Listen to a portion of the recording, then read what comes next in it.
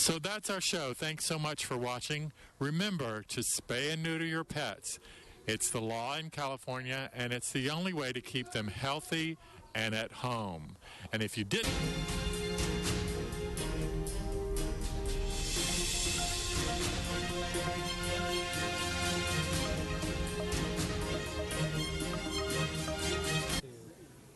Good afternoon. If I can call this meeting to order, please.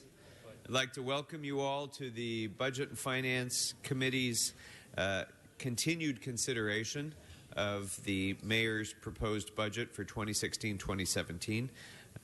Today is May 3rd, 2016, and we have a full contingent of the committee here with us today. So, Mr. Englander, welcome back. It's good to have you back, and we're ready to begin with our discussion today of the Police Department and the Fire Department.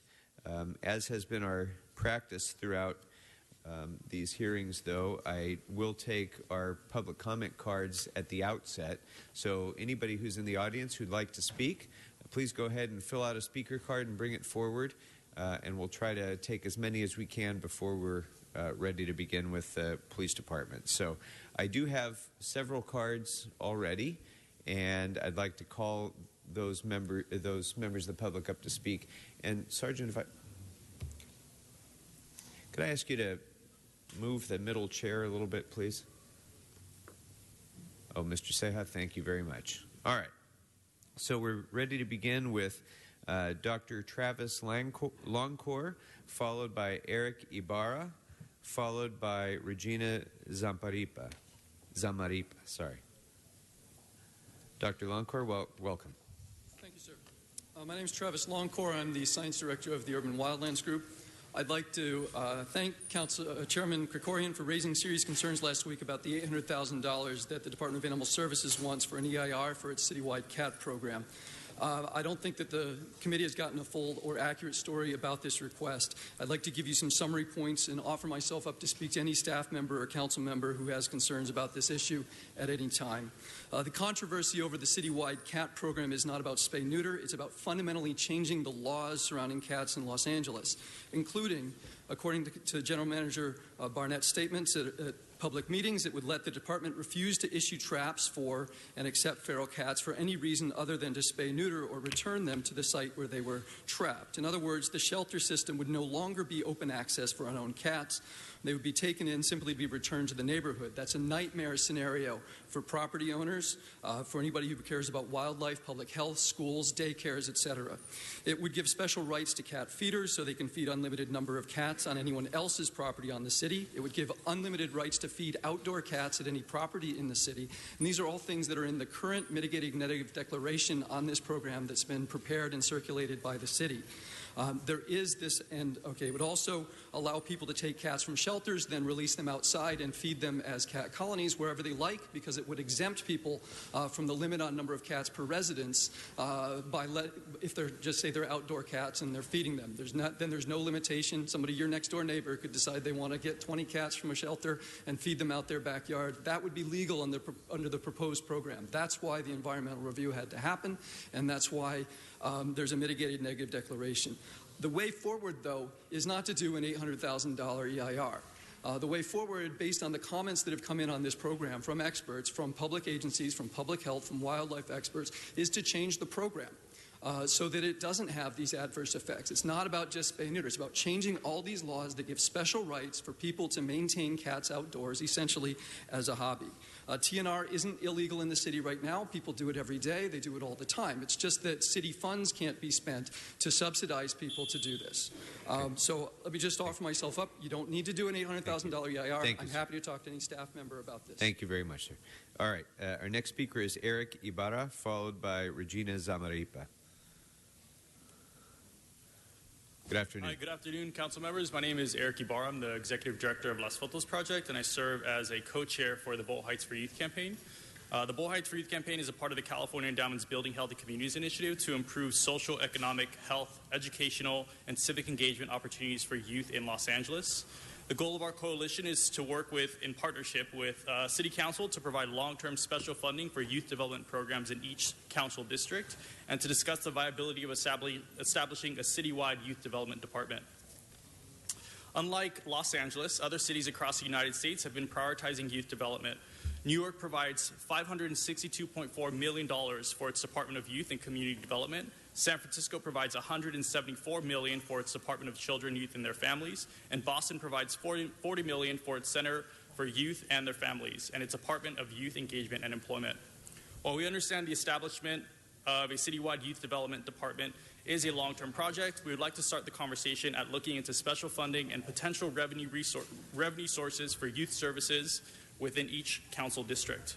We encourage the city to take a strong position of support for the establishment of a Department of Youth Services, and we look forward to working with city leadership on this important issue. Thank you for your time. Thank you. Our next speaker is Regina Zamaripa, followed by Frida Contreras. Good afternoon. Good afternoon. My name is Regina Zamaripa, and I am currently a freshman at Mendes High School. I am a student in Las Fotos Project, and I am a social media ambassador for the Building Healthy Communities Boyle Heights campaign. Youth development programs have shaped the way I have become as a person because they have helped me become more social. They have bettered my communication skills. Pull the mic down a little bit. Just pull the mic down towards you a little bit. There you go. They have helped me become a better person, a more educated person, a more aware person, and a more involved person in my community. However, I don't see this being shared with other people in my community, especially youth. So I would like to suggest that the city invests more in youth development programs for everyone to have a better community experience. Thank you. Thank you very much. Our next speaker is Frida Contreras, followed by Tiffany Hall. Good afternoon. Good afternoon. Hello, my name is Frida Contreras. I am currently a freshman in Mendes High School. I am a student at Las Fotos Project, and I'm also involved in the LGBT Youth Council, Latino Equality Council, and the GSA Network, as well as being involved in the Peer Advocate Program. Programs like these have helped me enhance my leadership skills, communication skills, and have helped me become more aware of the issues surrounding my community. I would like to suggest that the city invest more in youth and youth development programs, as well as both co-ed programs. Thank you. Thank you very much. Our next speaker is Tiffany Hall, followed by a speaker who looks like the pen ran out of ink, but the name begins K-E-I, and that's all it says. And then that speaker will be followed by Wayne Spindler. Ms. Hall, welcome. Welcome. Good afternoon. My name is Tiffany Hall. I'm a police service representative for Valley Communications Center. I've been there for about 7 years. I would like to bring to your attention the short staffing that has existed in Communications Division and has become more pronounced over the last few years. There are currently 62 vacant positions with tenure employees due to retire, and hiring has been very slow. Only 4 classes over the last 7 years have been hired, and 2 of those classes were hired within in the fiscal year 2015 to 2016. In that class, there were 26 PSRs and 5 were lost. And then the second class was hired in 28 people were hired in February of this year. It's too early to know how many will remain from that class. None of these employees are qualified to assist with the heavy call load, and summer madness, as we call it, is approaching. PSR have been working a lot of overtime, both voluntary and mandatory, on a daily basis on almost every single watch. The call load waiting is always on. The workload is taking a toll on our coworkers. I am requesting that the upcoming budget fund the hiring of the vacant positions, in addition, hire to ensure the positions remain fully staffed. We're not classified as emergency personnel, but I'm sure you can think of us in that manner, and I surely hope that the city treats it as such. Thank you. Very good. Thank you very much. And, sir, come on forward. And before you begin, sir, I just wanted to, because some of you have not been at our previous sessions of this meeting, but I noticed that a lot of the cards are filled out for general public comment. What we're taking now is comment on the budget. So please confine your comments to the budget. We won't be taking general public comment during this meeting. Go ahead, sir. The LAPD does not deserve more funding for public safety.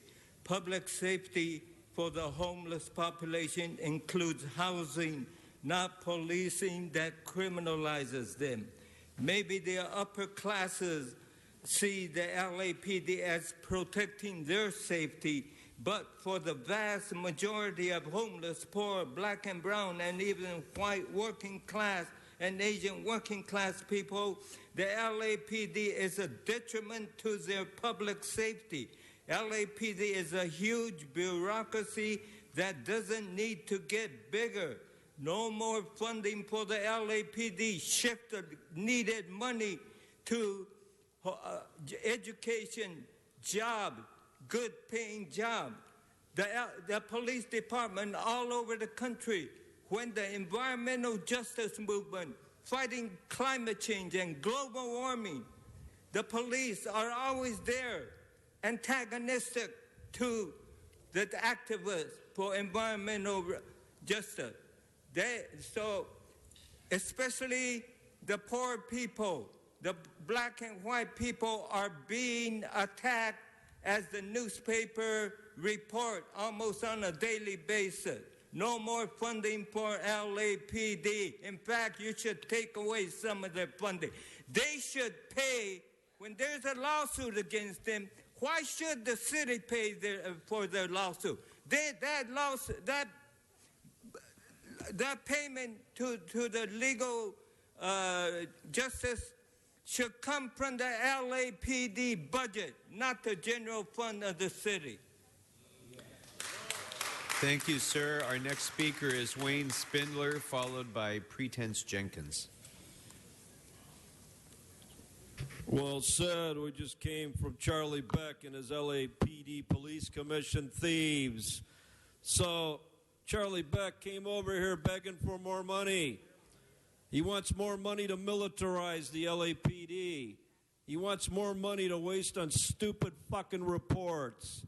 He wants more money so he can have more ticket writers. No more money for the LAPD until they fucking straighten up and fly right over there.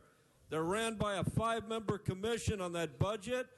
3 of these guys vote, and the 2 women, one doesn't show up, and the other one, Sandra Villanueva, whatever the fuck her name is, sits like a Muppet and says 2 fucking words in a fiscal year. They're a disgusting fucking department. The LAPD is ran by scumbag Charlie Beck and scumbag Steve Soboroff. Matt Johnson, he's the president, but in name only. He's just a fucking puppet. And you guys are going to feed them more money? You don't give them more money. And every time they get sued in a civil lawsuit, do what the sheriff's department does. Take it out of their budget. Absolutely. The prior speaker is absolutely right. That's what the LA Sheriff's Department does. That's what the LA County Board does. When you guys fuck up, it gets out of their budget. Now, when they pull over somebody and head slam them, like on today's agenda, they had a head slamming incident, then they'll think twice. But right now, Mr. Chairman, you give them $60 million to waste on all these settlements and another $30 million for outside counsel for campaign donors. That's your budget. Your budget is bullshit. $100 million to settle all of these lawsuits. Why? Because you don't follow the Brown Act, you don't follow the ADA, you don't follow the Constitution, and you don't follow the law. So take that budget, go back, fire Charlie Beck, and no more funding for LAPD. All right, our next speaker is Pretense Jenkins, followed by Eddie H. Prentice Jenkins. Don't worry, everyone gets it wrong. I'm sorry. Publisher of City Life newsletter, activist since 1991. You want to give the fire department millions of dollars. I don't understand that. When this is all they do. Sorry, sir, you're going to have to speak to the item. We don't take electronic noise making. No one can hear what that says. No one can see it. So please speak. Continue his time. Continue his time. That is talking about Fire Captain Matthew Phillipson, who was caught buying 7 balls of heroin. Chief remembers that. 7 balls of heroin. He was taking it back to the firehouse for the other firefighters. Yeah. The firefighters are a bunch of drug addicts. Chief Beck took Derek Turner off the street, biggest drug dealer in Skid Row. Now I want to know where the firefighters are going to get their drugs. Where they're going to get their meth. Where they're going to get their heroin. I just showed you this man was the captain of the entire firehouse. And he was a heroin addict. And Chief Beck, what happens if you do a raid at City Hall? Can you imagine what type of drugs you catch? Remember Hernandez? You got caught doing meth here too? Thank you. Thank you. I'll be here all week. Yes. Well, you won't be unless you speak to the budget. Speak to the budget. The please. budget, you're talking about giving a budget, millions of dollars to firefighters who are high on cocaine, high on methamphetamine. They suffer from post-traumatic stress disorder. They go around stalking straight men. They're engaged in homosexuality in those firehouses. And you're going to give them millions of dollars for dudes to get it on in the fire department. That's what you're going to do for the fire department. I mean, what do they actually do? They don't actually fight fires anymore. There are virtually no fires here anymore. They did such a good job of putting sprinklers in the buildings. All right. Thank you, sir. Our next speaker is Eddie H., followed by, I don't think this is General Jeff. It's General, and I'm sorry that I can't make out the last name. It looks like it begins with a D. Dogan. Oh, I'm sorry. Sorry, sir. Okay, so General, you'll be right after Eddie H. Eddie H., Los Angeles Community Action Network. And in talking about this budget for public safety, we know that 71% of this budget from the general fund of $8.7 billion, out of that 71%, 54% of that is going to the LAPD, 17% to the fire department. And let me just say something. On last year, from a report by Miguel Santana, the chief administrative officer, out of $100 million that was allocated for homelessness and homeless services, $87 million that was diverted to the LAPD. How much money do they need to continue the criminalization of the homeless, to continue the criminalization and the just total disrespect of individuals who are basically down on their luck? We say now that public safety looks like this. No more money for the LAPD, slashing their budget. And I just heard a couple of youth talk about their programs not even being adequately funded. That could be used to fund those youth. There's a lot of things that public safety should look like that doesn't, and it doesn't. And we're saying today with unequivocally and unapologetically that we are so tired of so much money being spent by the LAPD to do what? To continue the criminalization of individuals, to continue the non-specific actions that should be taken. We need funds to be funneled to mental health services. We know we have a crisis on Skid Row that the funding is very short. We need that to be funded. That's what public safety looks like. Public safety looks like divvying up the funds to individuals who really need it and not continue to let the police department run their city, which they do. They are first responders in every shape, form, or fashion. If you need your fingernail clipped, you call the police department. If you need your trash picked up, you call the police department. And, of course, if you need an individual for no reason killed, then you call the police department. So we've had enough of the police department running this city, and we're just saying that public safety does not look like LAPD, but it looks like an inclusion in all the areas that need to be funded. Thank you. Thank you, sir. All right, our next speaker. General Dogan, organizer and a resident of Skid Row. Yes, we believe in public safety. And yes, we want our community to be safe. That's why we're here today. But do we believe LAPD can make us safe? That'll be a hell no. All right? I live on Skid Row where community residents see LAPD as terrorists. Because every time they show up, an act of terrorism happens. Right? And more money to LAPD means more acts of terrorism in my community. LAPD leads the nation in terrorism. Central Division Police Station won the Meanest City Award for the worstest police station in America, and that went down on y'all watch, right? So giving them more money, we totally refuse that. And to us, public safety means more money in community. It means more money into housing. It means more money into education. It means more money for jobs. That's what public safety means to us, right? Not more police. So y'all need to knock it off because you're supporting terrorism. Racist terrorism is what you're doing, especially Barney, Corcoran. Oh, y'all, that's what you're doing. And we ain't no fools, and we tell y'all now, knock it off. Thank you. All right, our next speaker is Pete White, followed by Eric Previn, followed by Ann Job. Mr. White, welcome.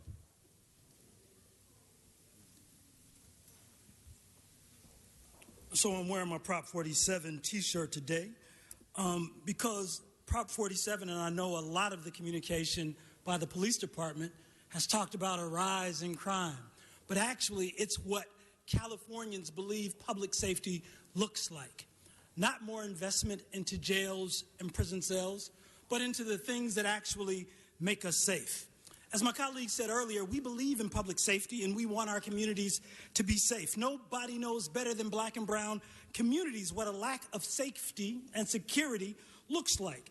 As we're forced to live with housing insecurity, economic insecurity, food insecurity, and political insecurity.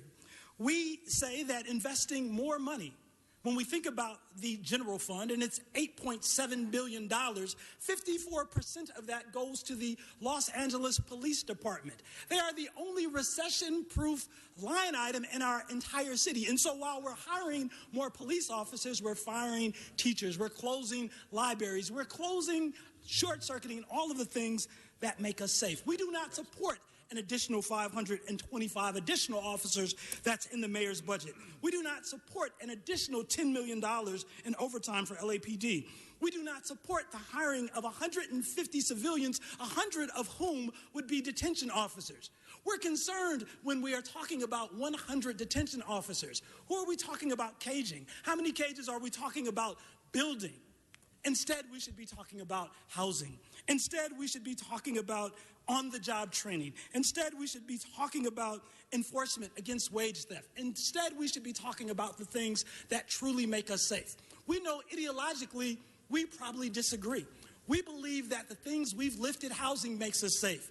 More police and the police state actually costs us more money. More money in litigation, more money and more lives. We say no more money to LAPD.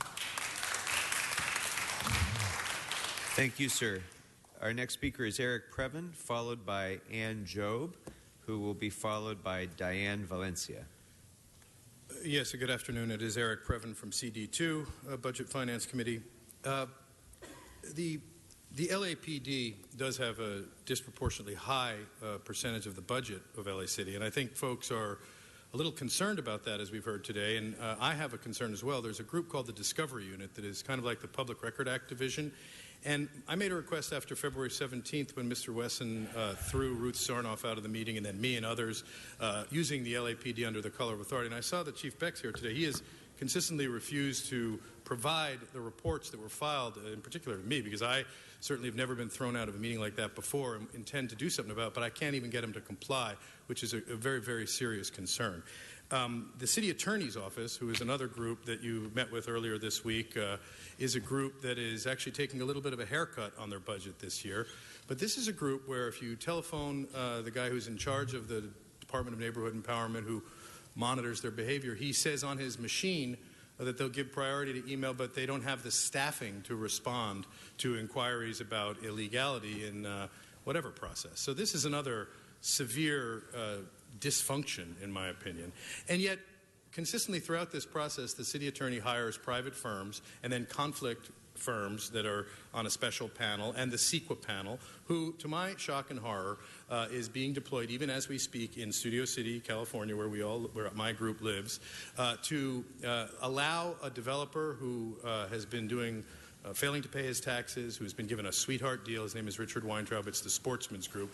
And they have made it so that he can pay the city's legal bills when the city gets sued, which they have been.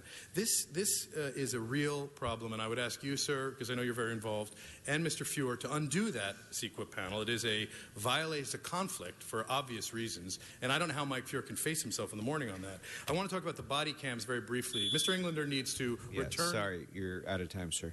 All right, that brings up Ann Job next, followed by Diane Valencia. And the card that I have after that just says youth. There's no name on it. So, Ms. Job, go right ahead. Thank you. My name is Ann Job of the Sylmar Neighborhood Council.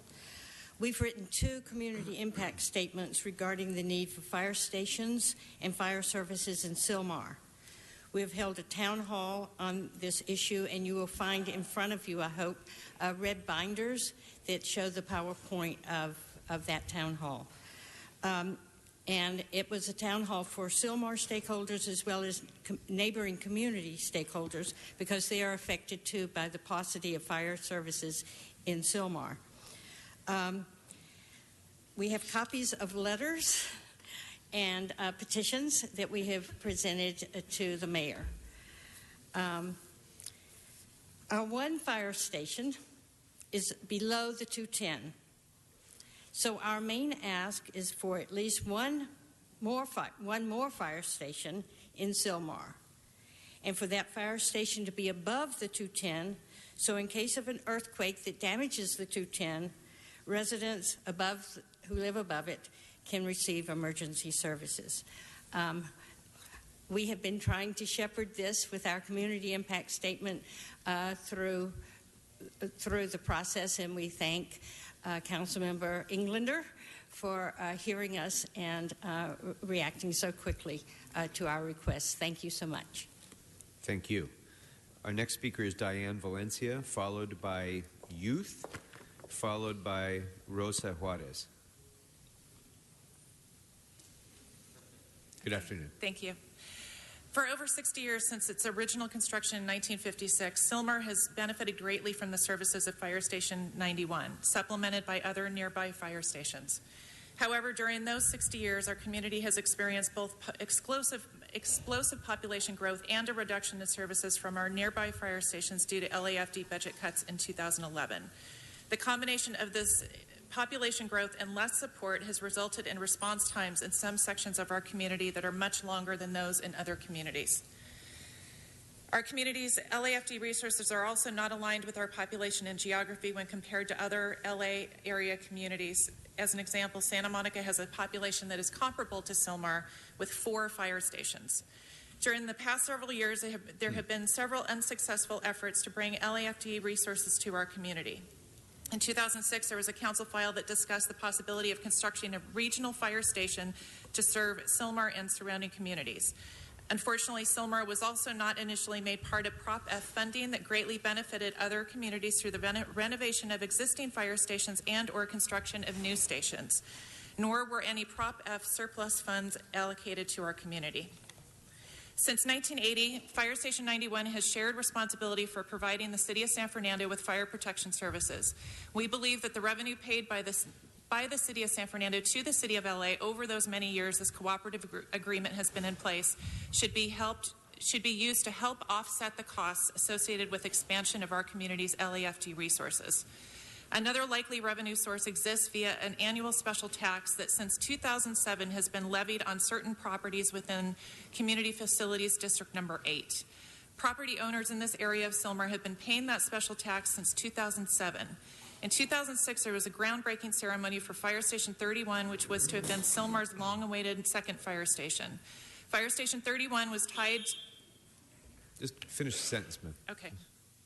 Since none of those funds have been used to date, have been spent to provide Sylmar with additional LAFD services, the accumulated amount must now be considerable.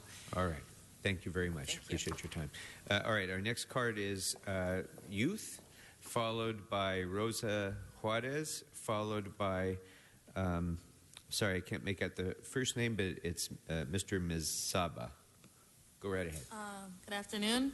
I'm here representing New Village Girls Academy. I'm a high school student, senior, graduating in June.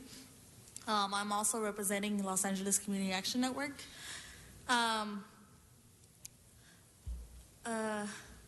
here representing the youth of Los Angeles because we are tired of being harassed by the police. Because we look a certain way or we're at a certain place, just hanging out.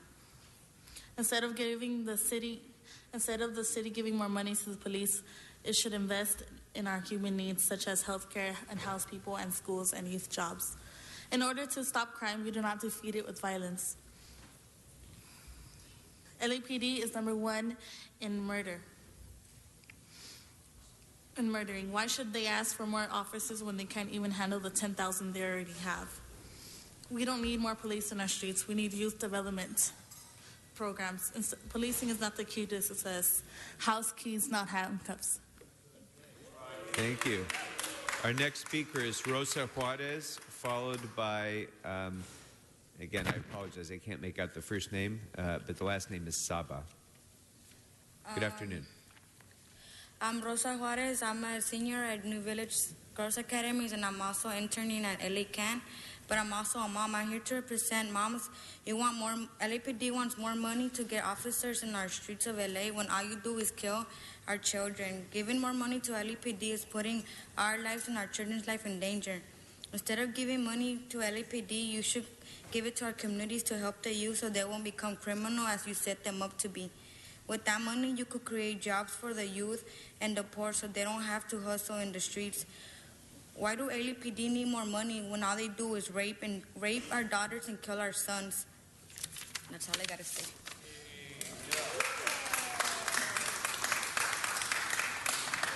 All right. Ms. Saba is next, followed by General Jeff, followed by Steve Diaz. Good afternoon. Good afternoon, everybody. My name is Mariela Saba.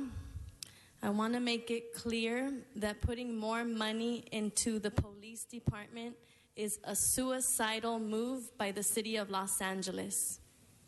More money into police, as our youth spoke up, is adding more money to our people's genocide. LAPD is #1 in murders in the entire United States, this nation state. Putting more money into LAPD means that you will be stamping, approving genocide on our people in the city of Los Angeles and beyond, as LAPD has intricate ties throughout all city departments. They already have more than 54% of the budget. They already are in our hospitals. They already are all up in our schools. They are all up in our streets. They're all up in our mental health. More money for police is suicidal. Defund LAPD is the only right way to go. Defund the police department and fund and listen to the youth, listen to everybody that knows best. We know our own community solutions.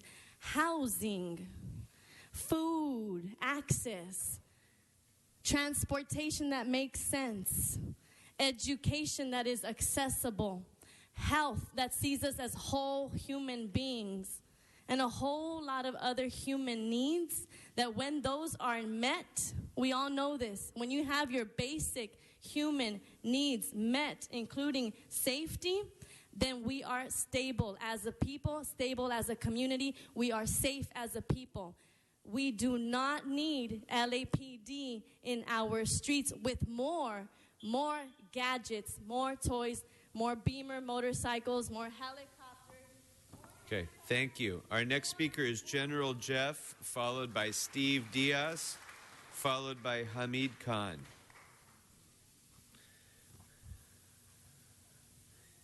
Welcome. Thank you, Mr. Chair. Good afternoon. My name is General Jeff from Skid Row. 2 minutes is not a time to break down that whole budget, so I'm just going to touch on a couple of things. First of all, I have a problem with this process because LAPD gives you council members protection. So they know where you live, they know where your families live, they know where your kids go to school. So there's a whole climate, the potential for intimidation and bullying on you guys if you don't approve their budget. There's a problem with that process. Also, too, I have a problem with LAPD. You guys have to approve them when they've been lying to Angelenos for years. You know, it came out that they were quote-unquote wrongfully classifying violent crimes. When we talk about public safety issues, we come to find out at first it was 8 months, and they said it was like an isolated incident. Then when there was further probing, come to find out it was expanded to 8 years of wrongfully classifying violent crimes. And so if they're wrongfully classifying violent crimes, that means crimes never cease to the levels of what they portrayed them to be. And so that's not keeping Angelenos safe. So there's public safety hazards. What is this committee doing to ensure that that no longer continues moving forward? And the fact that they've got $500 million of empty headquarters, half of an empty headquarters across the street. It seems like there's a whole lot of money of waste. We don't have enough officers on the streets for what $1.5 billion. There's a whole lot of Angelinos that are upset with this and dissatisfied with the product that they're putting out on the field. And so when they talk about mental health smart teams, there's nothing smart about it because there's not enough. So $1.5 billion, well, I don't see that. Now they're asking for more than that. They've been asking for billions of dollars, and it's the responsibility of this committee to stand up to LAPD and rectify, then break down that budget. Thank you. Thank you, sir.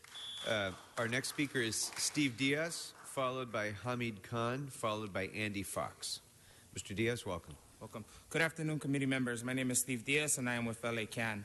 Let me make it very clear. We too believe in public safety.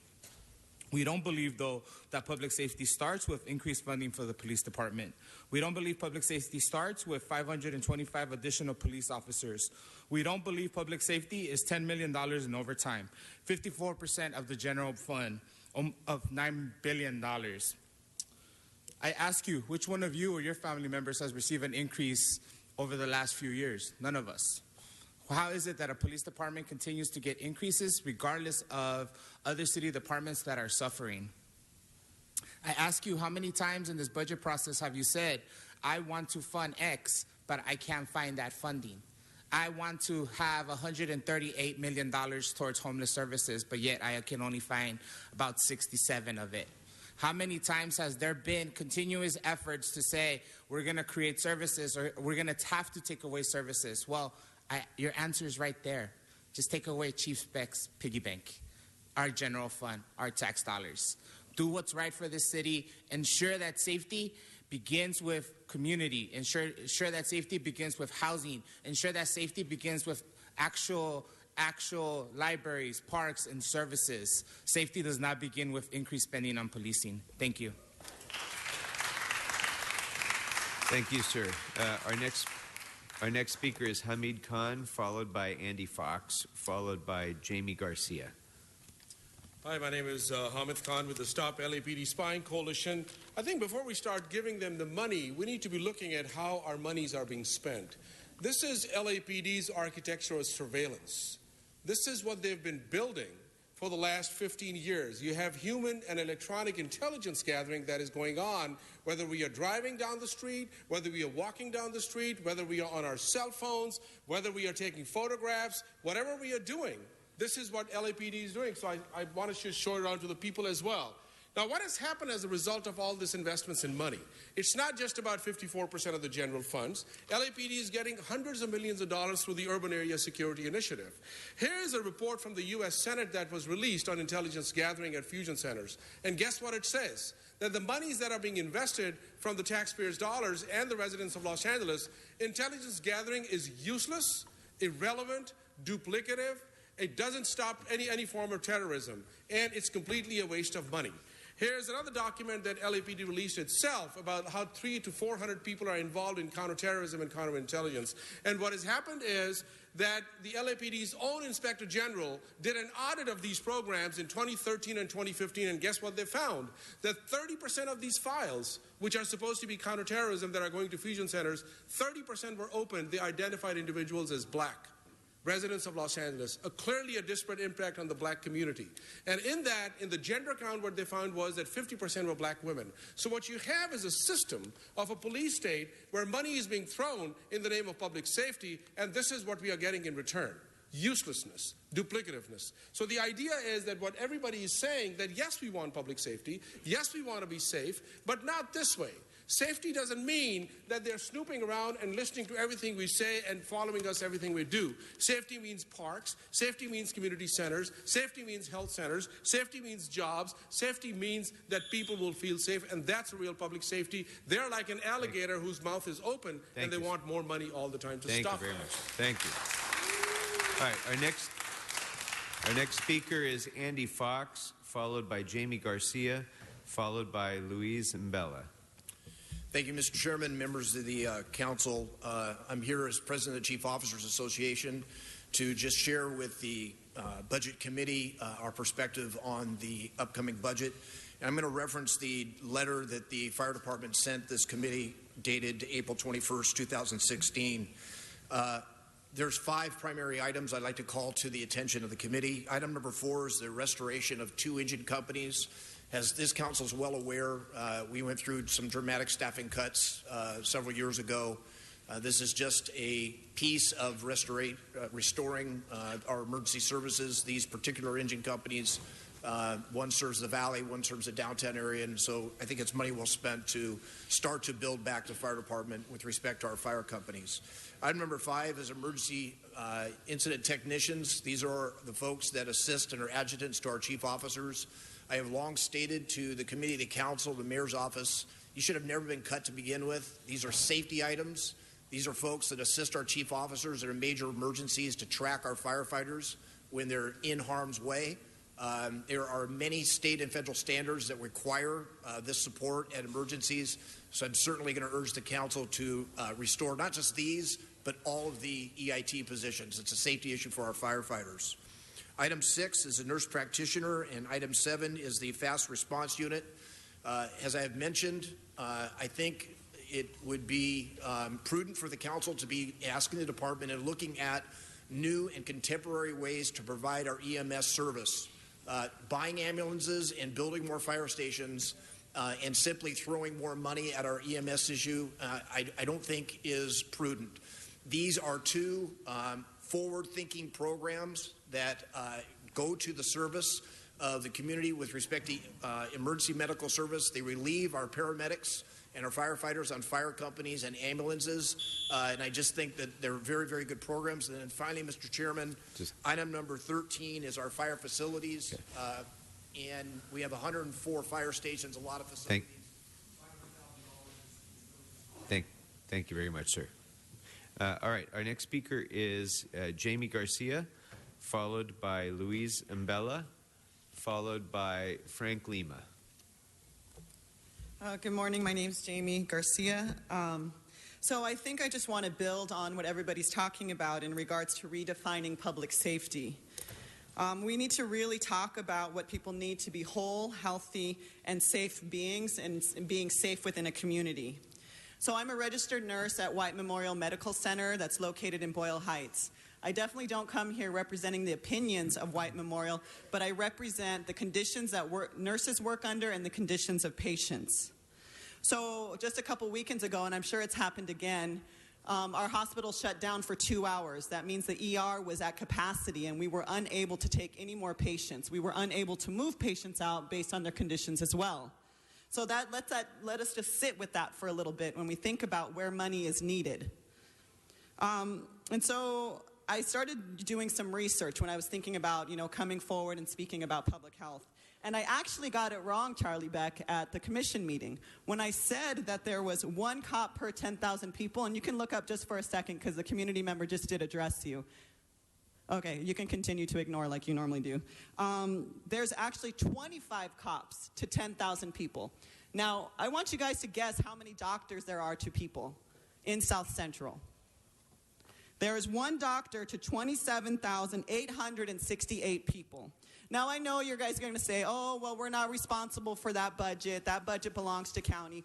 But why don't you do something innovative and think about where you can put that money? Think about changing where you're putting that money. Be advocates for your constituents. Be advocates and change. Change how we're distributing that money. So just as my colleague says, we're here now giving about 54% of the city's budget to LAPD, where they also receive federal funding as well.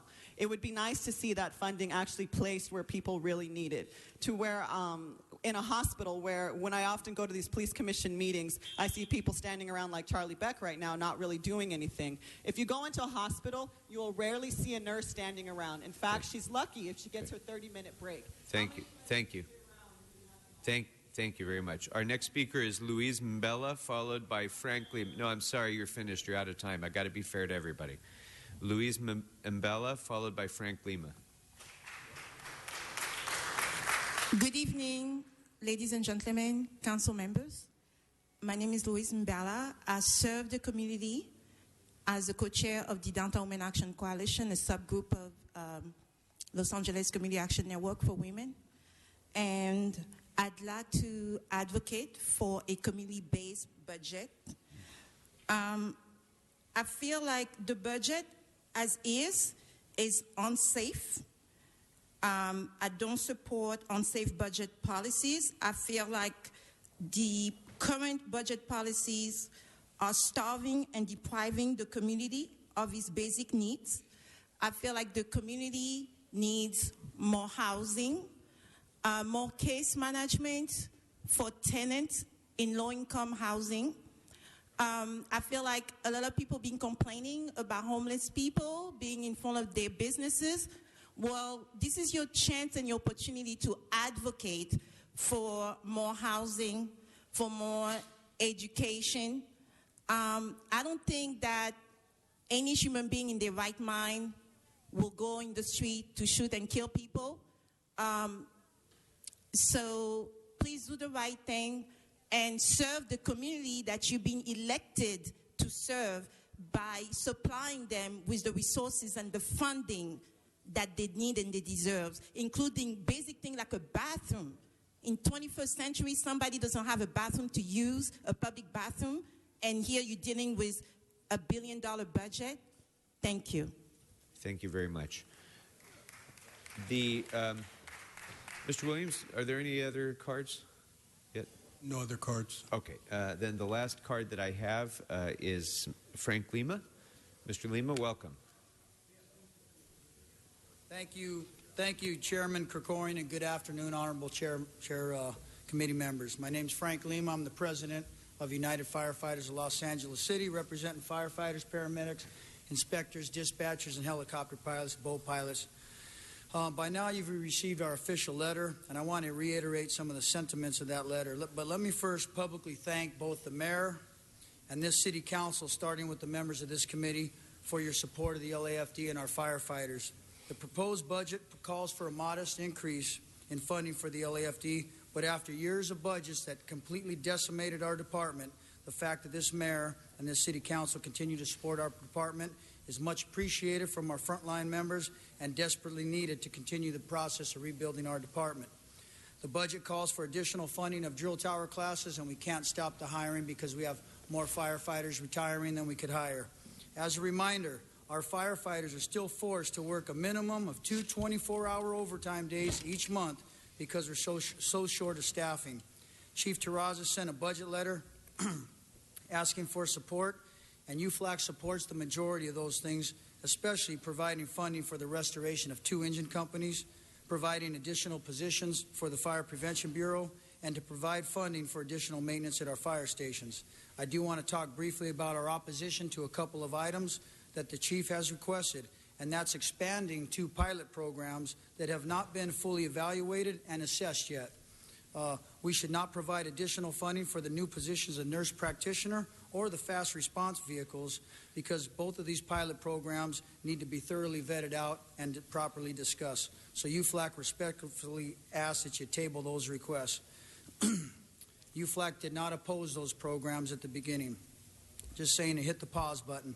But on behalf of the 3,200 members United Firefighters represents, I want to thank you once again for your ongoing support of the LAFD and our dedicated firefighters. This is a good budget with support of additional funding requests to open up 2 engine companies. It'll really be a great budget for the men and women in the communities. Thank you very much. Thank you, Mr. Lima, very much.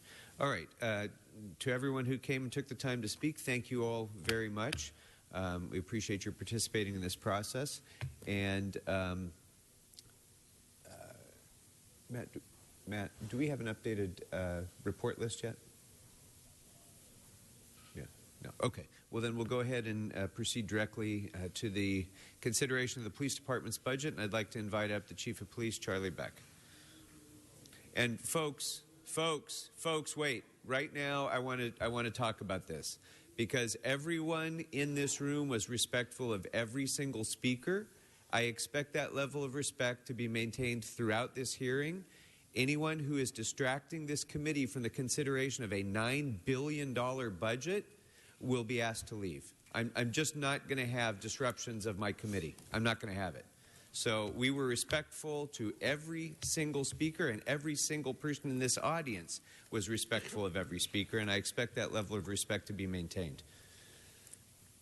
Chief Beck, welcome. I know that a number of members have already submitted questions to you about your budget, but if you'd like to give a brief introductory comment, then we'll go straight into the questions. But you're welcome to start off with any introductory comment you'd like to make. I'll be very brief. First of all, thank you to the Budget Committee for indulging me and allowing me to make a comment or two. This is a budget that we can live with. It is a very strict budget. It's a no-frills budget, but it allows us to maintain the level of public safety that I think this city needs. It allows us to continue to hire towards attrition for police officers. In other words, stay at 10,000 and replace the over 500 officers that will retire over the next fiscal year. It also allows us to hire a modicum of civilian personnel to replace police officers that are having to do civilian jobs because of the city's need to trim our budget in the past few years. There's a small amount of hiring for, funding for vehicles, and there's some decent funding for technology, including body-worn video. I have reviewed the questions that the committee submitted. I'm prepared to discuss them. I want to thank you for your time, and I want to thank the mayor's office and this council for the budget. All right. Thank you, sir. We're going to begin with the chair of our Public Safety Committee, Mr. Englander. All right. Thank you. And I'd like to thank the department for all their work, and Chief for the great partnership. It's never easy during this time of year to come to the Budget and Finance Committee, particularly in the previous years where it's been a little easier. You show up and crime is down. Right now, it's going up, and there's a pendulum. And there's a pendulum that's always existed in history, and we all appreciate and understand that. But I just want to take a second and thank you and the department personally, because as the chair of public safety, as a reserve officer myself, I understand what's going on out there, and it's very difficult. There are things within and things without our control, things we have the ability to control and things we can't. And trying to put not just more resources out on the street, but the partnerships with the community, particularly the nonprofit partners, our faith-based partners, thinking outside the box, looking at getting the numbers back from what we've recently done with Metro, looking at specialized units and things where we've had to deploy more resources, where you've seen spikes in particular areas at a moment's notice. But it's not just you making that call to do that. It's the officers themselves that are on the street having to change things on a daily basis and retool. It's working directly with the council and the mayor, the partnership with the police commission, particularly looking at a lot of the changes that aren't just happening here in Los Angeles, but quite frankly, every large city, every community in California, and for that matter in the nation. So it's trying times all the time, and there's a lot of pressure, and a lot of the folks that came out here to speak to that, I want to speak to them too, because we're all in this together. At the end of the day, it's all about public safety and making sure that our communities and our families and our businesses are safe. So everybody is right that has an opinion in whether it's more officers or not, more community partnerships or not, more civilians so we can put officers on the street or not, different types of policing and attitudes. It's all right, all the time. The point is, and one of the things I know, Chief, you say early and often, is that we've got to be flexible and movable, and everything needs to change all the time. But you've got the courage to do that. I also want to thank, quite frankly, the Police Protective League, who has always been the first to jump out and take either a counter position to some things the department may be doing and or the council or the mayor. But we need that voice. We need that balance. We need to have that collaboration and communication to make sure that we can look through and question, constantly question. That's our job on this side. And your job is to respond and give us the answers. And you do. And I appreciate that. We had a very unique meeting, in fact, in Public Safety Committee not that long ago. It was the first of its kind in the history of the city, where we not only had the chief of police sitting at the table, but the partnerships from the Police Protective League as well. In fact, the meeting went long, but it was a great discussion, so I want to thank you for that as well. With that, I did submit a number of questions directly to the department already, and so if we could just do an overview of some of those and If you'd like, I can run through them one at a time, although I believe you already have them. And if you want to just address that, some of those were technological questions, perhaps, for Maggie to call up or some of the other staff, some on the civilian hiring and looking at additional or allocated resources. And if you can just, and looking at the detention officers and the 5 area jails, and if we can reopen those in terms of priority, if you could sort of just run through some of these initiatives and address some of those. I don't know that we need detailed, comprehensive report backs, but if we can have a dialogue on some of the questions that were submitted in advance, I think it'd be very helpful. And then I can go through a couple of the requests that I have. So, before you begin, Chief, if I may, Mr. Englander, since some of those are categories of questions that I think other members are going to also have questions on, sure. If we can break them down into chunks, civilian hiring, and then maybe other members might want to weigh in with specific questions on civilian hiring and so on. But I'd ask you to kind of walk us through that by category, if you could. Absolutely. Not that I have them in specific categories, so we'll do them by category, but we might bounce back and forth just a little bit.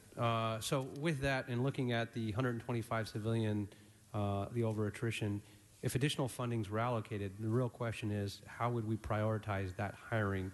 And really, the net result is, how many sworn could be returned to the field?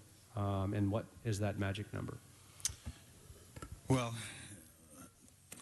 first, if we were able to add another $5.6 million, and that's what it would take to hire 125 civilian personnel over attrition, we would look towards several classifications. We look towards our detention officers. It would take another 68 detention officers over and above what's in this budget to open the 5 other jails throughout the city. So we'd look at that.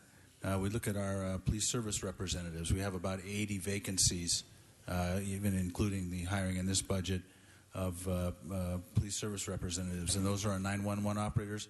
They're also our civilian personnel who can staff the desk and be assigned to areas to relieve police officers from that function. We look at our security officers. I look towards hiring more security officers, as you well know. With the addition of Security Services Division, that allows us the ability to replace police officers that do station security and things like that with security officers, and we'd be able to do that. And then property officers. Property officers don't directly replace police officers, but we've had to close property divisions or property sections within the divisions, which causes police officers to have to drive miles and miles to book property when they could be doing that at a near facility. Having said all that, it's hard to exactly quantify how many sworn personnel would be relieved from duties by the additional 125 civilians, because a lot of it, as in the case of the DOs, with the closed jails, there's no police officers working in those jails, but there are police officers that have to drive multiple miles in order to accommodate our short staffing.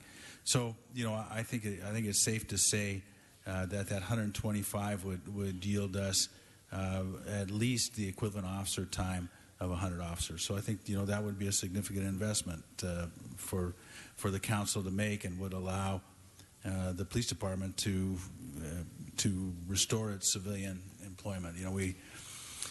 We are about 500 positions short from where we have been on our civilian side, and it has a definite impact. It definitely impacts the operations of the police department.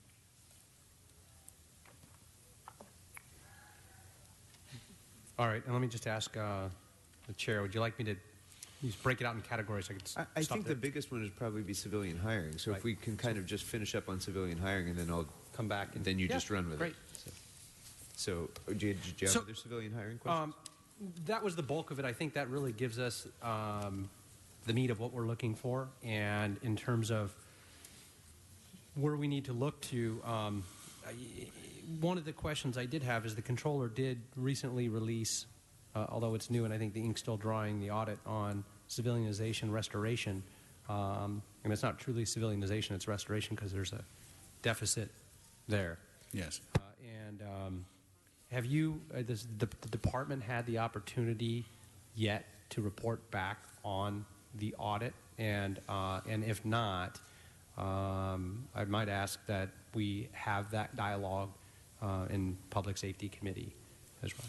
You know, we would be more than happy to do that.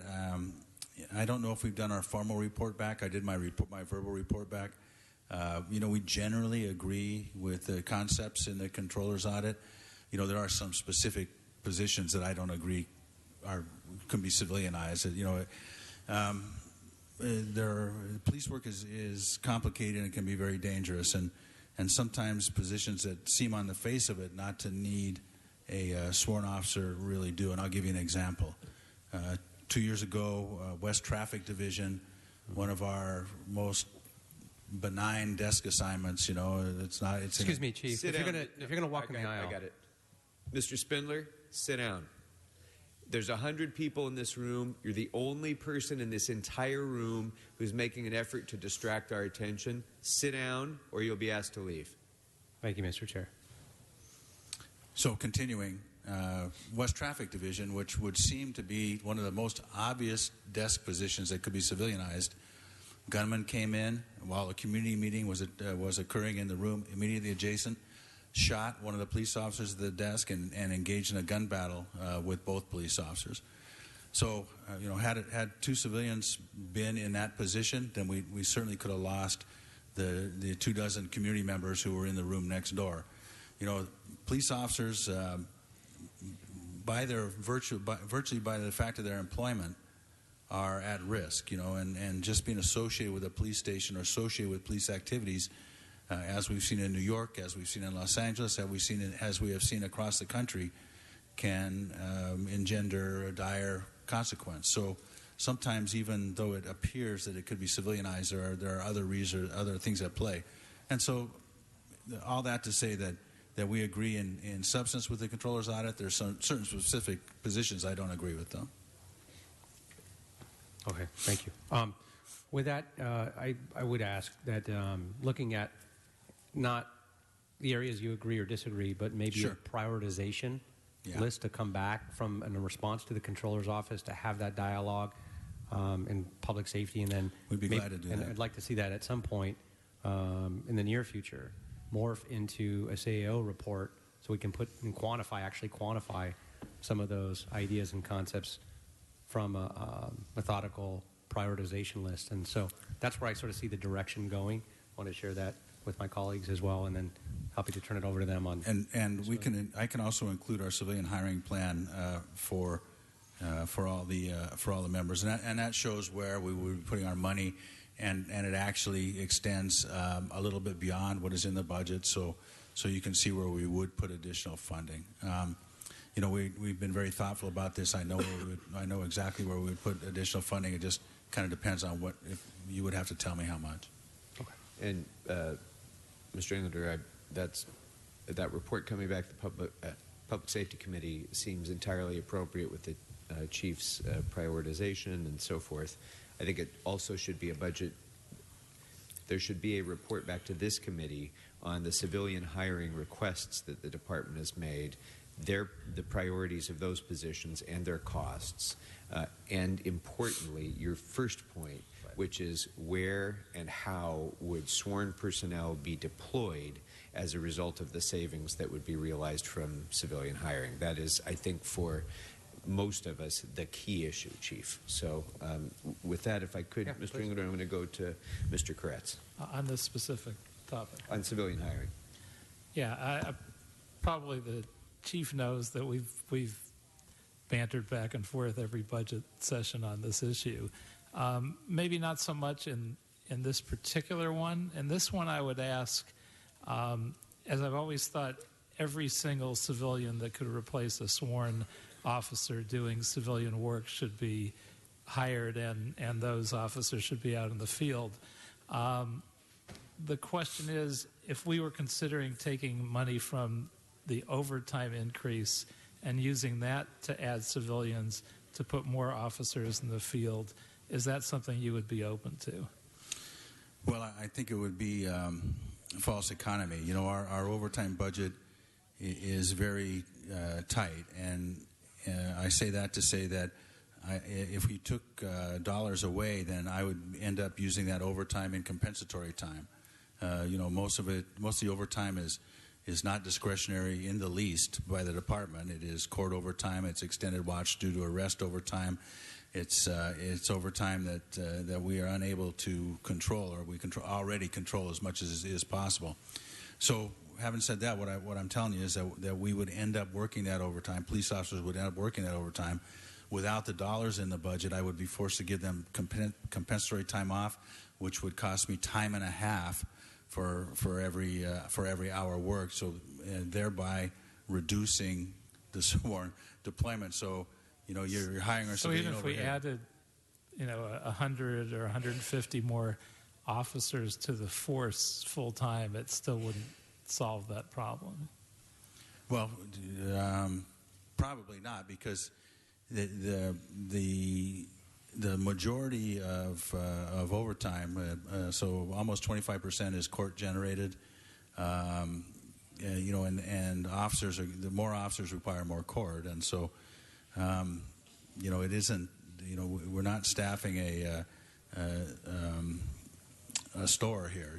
This is a 24/7 operation that generates a lot of impact as it works, and that impact generates overtime, and which is an unfortunate circumstance, but is true. Mr. Koretz, if I could also add, our office has looked at the use of overtime in the department over the last several years, and the actual use of overtime in hours has been maintained and actually below what it had previously been prior to the recession.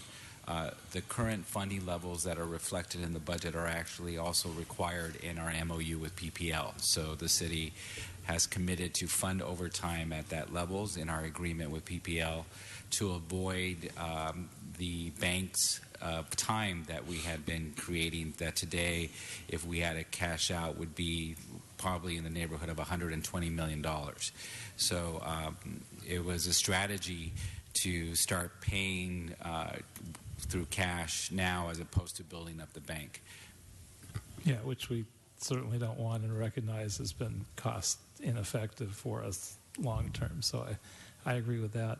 I know I've asked this one before too, but I'm still not convinced that it's not an opportunity for us. The amount of staffing we provide in overtime and traffic courts financially doesn't do anything for us because we don't get that much money back from tickets that we write. Probably doesn't provide anything in enforcement because I don't think our residents monitor the level of staffing in court.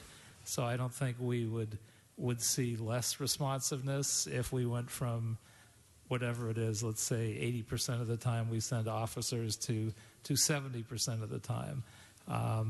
Is there any reason why we can't cut that back in some fashion?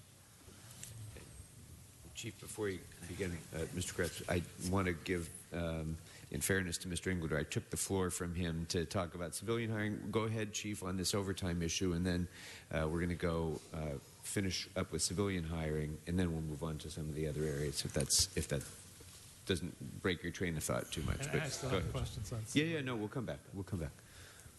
Well, we've been able to reduce our expenditures in traffic court significantly over the last couple of years. Although officers still go to traffic court because it's a requirement of due process that if they're subpoenaed, they must attend. I can't ignore a subpoena by the court; it would be against the law. So I can't just decide that I won't send them when they are subpoenaed. Writing citations, we have written significantly less citations and given significantly more warnings over the past year. I have instructed commanding officers to make sure that officers know that in my philosophy, except for the most egregious incidents or people that have prior histories, a warning oftentimes suffices. And so employees have taken that to heart. We issue tens of thousands of warnings every year rather than a citation. When I was a young police officer, it was always a citation, and now officers have the option. And of course, the great benefit of a warning is there's no overtime attached.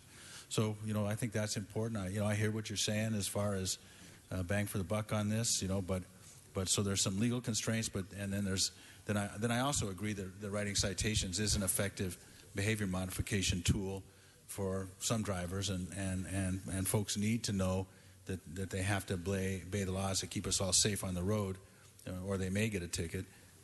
So I think it's important to write some citations, but not in every instance. And I'd strongly agree with that. I think just the experience of being pulled over and your transgressions being pointed out is enough for most as a wake-up call to their level of driving. So I certainly agree, and I think that's a cost-effective way to go. I'm glad to see we're finally redeploying detention officers. Me too. How long do you think the transition will take, and how many more officers how many more civilians do we need to completely make that a civilianized position?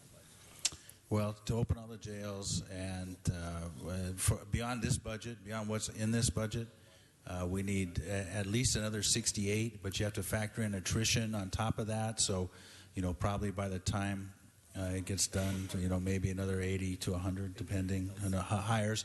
But of course, the attrition piece takes it out of the budget too. So, but we'd probably have to hire another 100.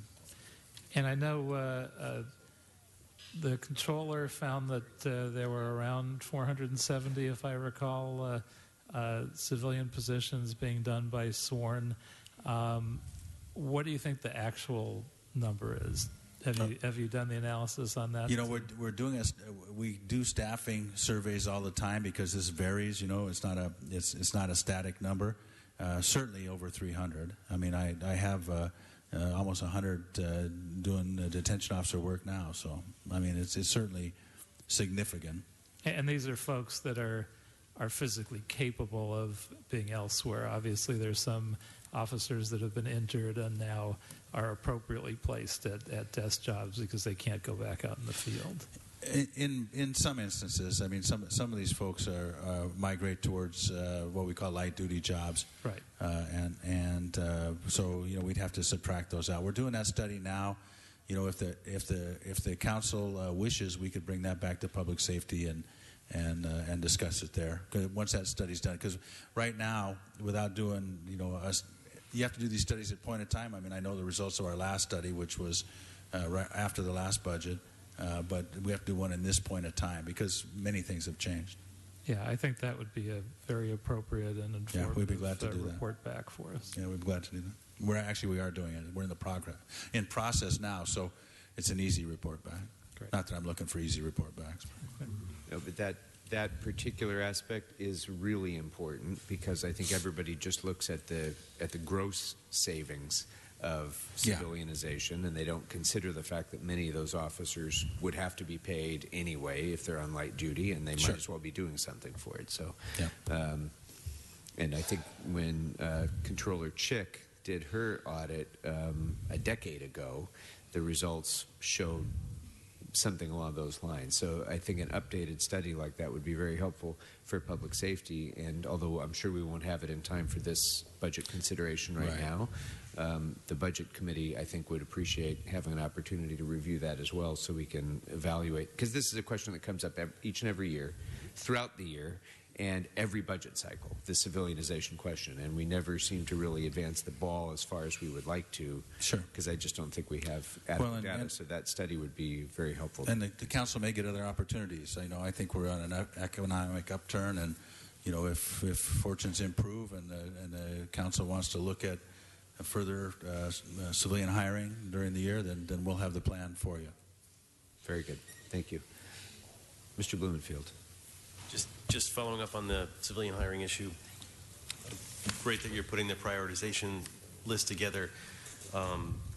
Critically important. I was wondering, as part of that, if you could also include the costs and benefits, because not all civilian positions are the same and are the same to switch over. And I know we have the low-hanging fruit ones and then the more difficult ones. So as you put that list, if you give us a sense of what it means on those. And then just echo my colleagues in terms of the deployment issue. Certainly the folks, in all of the city, but in the far-flung areas of the West Valley and others are eager to see, more officers on the street. And so to understand what that means in terms of the entire city, of where these folks that are coming out of civilian would go is critically important. A question on the banked overtime, but I think that's separate because we opened that one. But okay, go ahead. So that's it. Thank you. Okay, Mr. Bonnet. Thank you, Mr. Chairman. And thanks to my colleagues who answered or asked most of the questions. I had one question, not so much about civilian hiring versus police hiring, but a type of civilian classification I wanted to ask about, if that's okay. Sure. Thank you. One of the concerns I've had for a while that I've been talking to folks in the department about for a while is how difficult it is for my constituents, say, to get through to 877 Ask LAPD, and sometimes how difficult it is to get through to 911. And I know that hiring the folks who answer the phones and training them properly can be a very long and difficult process. I understand it takes almost a year to properly train to be a PSR, and there's a lot of high turnover and there's a lot of attrition.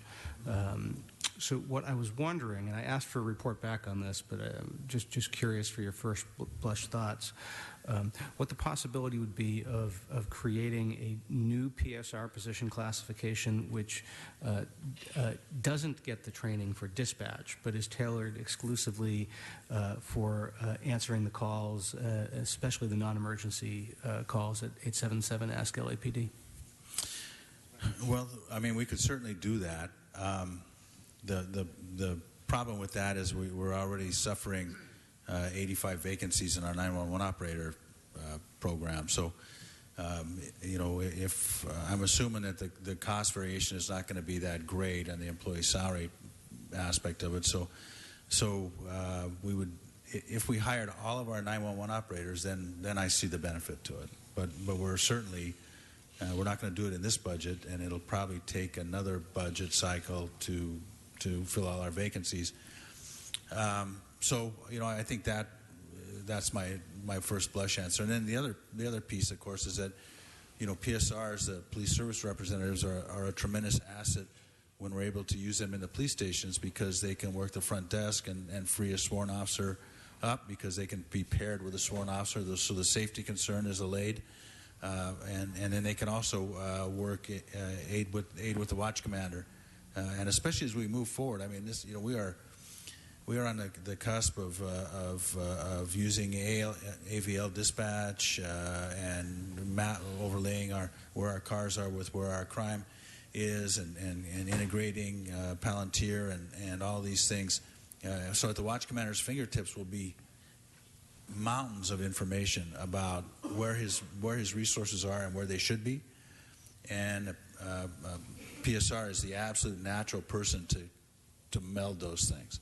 And so it's a huge crime fighting strategy too. So when you do the department does the report back on that, I'd like to sort of think about whether or not the assumption that the salary would be close to the same would need to be the case. I mean, if they're not going through 46 weeks of training, I'm wondering if it might be a lower paid position. I just want us to get to a place where my constituents stop calling 911 because they're waiting too long to be on hold for 877 Ask LAPD. I think it sort of has a benefit all around. So if we could just sort of look at that, maybe the CAO could do some analysis if other cities have done something similar, and if there's a big salary difference. Well, we could certainly look at other classes too. We during the recession, we ended up letting go all of our student workers, which were a very low cost, high energy group that would be perfect for doing that kind of thing. And so this budget is too lean for me to ask for that kind of stuff.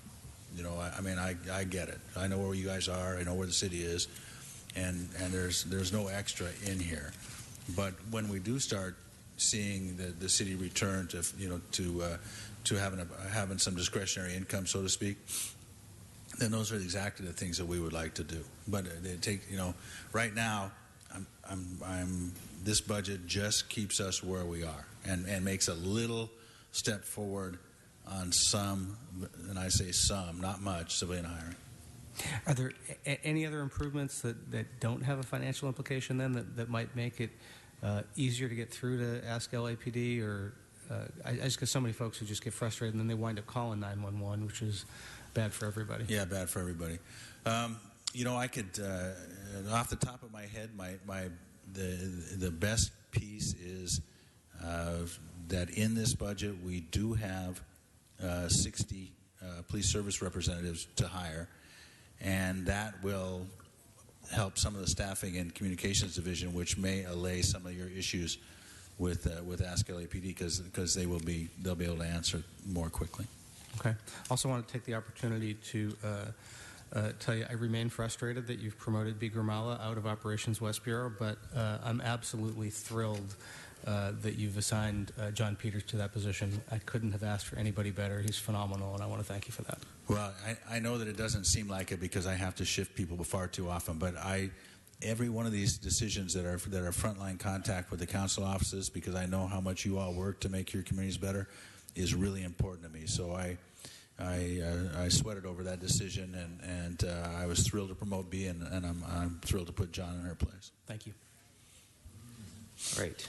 Thank you very much. The only question I really have that hasn't, I think, been fully addressed is on the ability to fill the civilian positions, and in particular the detention officers. That's been, over the years, I know the department has struggled in identifying and retaining civilian detention officers. Do you anticipate that there have been any, or has there been any changes in that status, or do you anticipate that this will be an easier year to hire detention officers than has been the case in the past? Well, we certainly hope so. We've been working very closely with personnel department in order to speed up the certification process. I've designated a number of police detectives to work over there to help with backgrounds on sworn, so hopefully that will help them with the backgrounds on the civilians. That is our goal. I very much recognize that pipeline is my life's blood. In order to keep this organization viable, I have to support personnel department so that we can move forward. So we're doing that, and my assistant chiefs.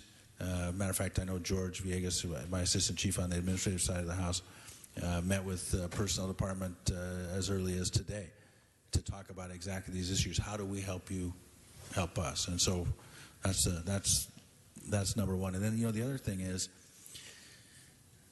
I know I don't represent personnel department, but I know before the council are some options for funding recruitment efforts, advertising and that kind of thing for personnel department side. And on the sworn and the DO side both, that would be hugely advantageous for the police department. So whatever consideration could be given towards that. Great. Thank you. But that's not my budget, so I shouldn't even be saying it. No, but it helps. So. All right. Mr. Englander, back to you. Yes, thank you very much. So a couple of things before, so they don't get lost in that, in terms of report backs, just based on some of the conversation. So I believe that Chairman Krikorian, you've already gotten the one on that sort of captures the civilian report back on that, and I thank you for that as well. Could we? Actually, this won't require a report back, but I'd like to see, based on the last conversation as well, as a metric for hold time on our non-emergency Ask LAPD line. We actually have that on virtually everything else now. On 311, we have it on DWP, we have it on all of those things. So I think tracking that will be really important, because we're trying to get people not to call 911 when they don't have to. So that may be part of a PSA as well, or something else. But if people call it and they can't answer, that's a problem. On the technology components, rather than rattle through all of them, there are a number of them.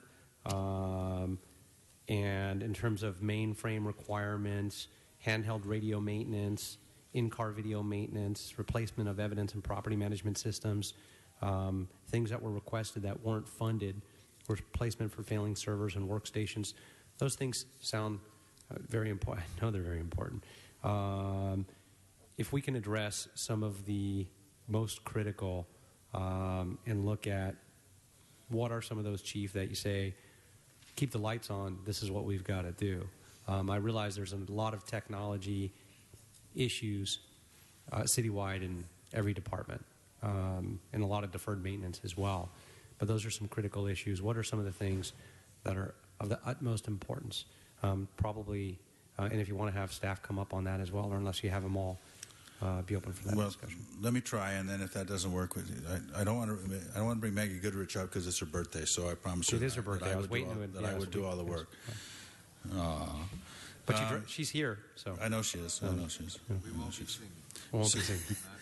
So one of the budget items that got deleted that council might want to look at, if there's room, is that we have a maintenance requirement for our current radio system. Now, I know the council is very aware that we are in this budget are replacement radios, and so obviously the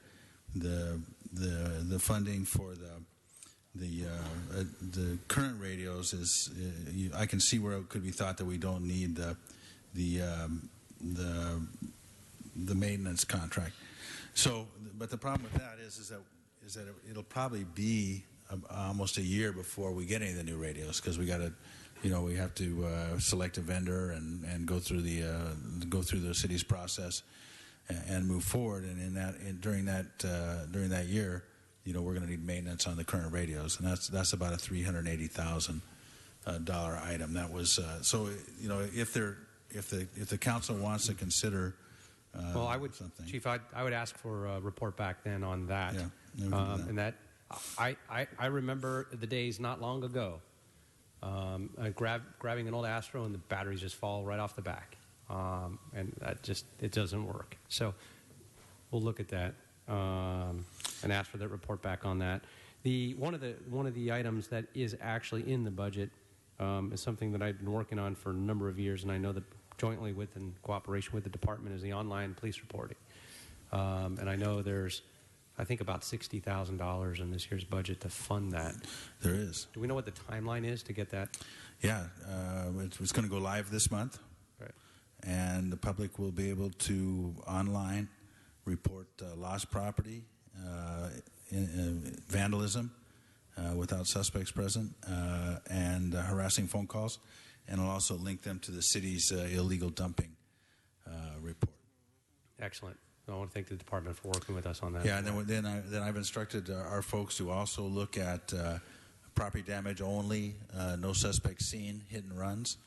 The person loses a mirror and or whatever to an unknown vehicle, and so that's that's another significant report that doesn't seem like much in the one, but when you do the thousands of them, it takes a lot of officer time. I'd like to work with the department on that to make sure we do a public awareness to that as well. So. Yeah, I think that's really important. And the lost reports are huge. So many of our reports are lost phones and the like. And so being able to do that online, first of all, you don't have to go to the police station. You don't have to wait in line at a busy front desk, Right. all of that. You go online and put it in there.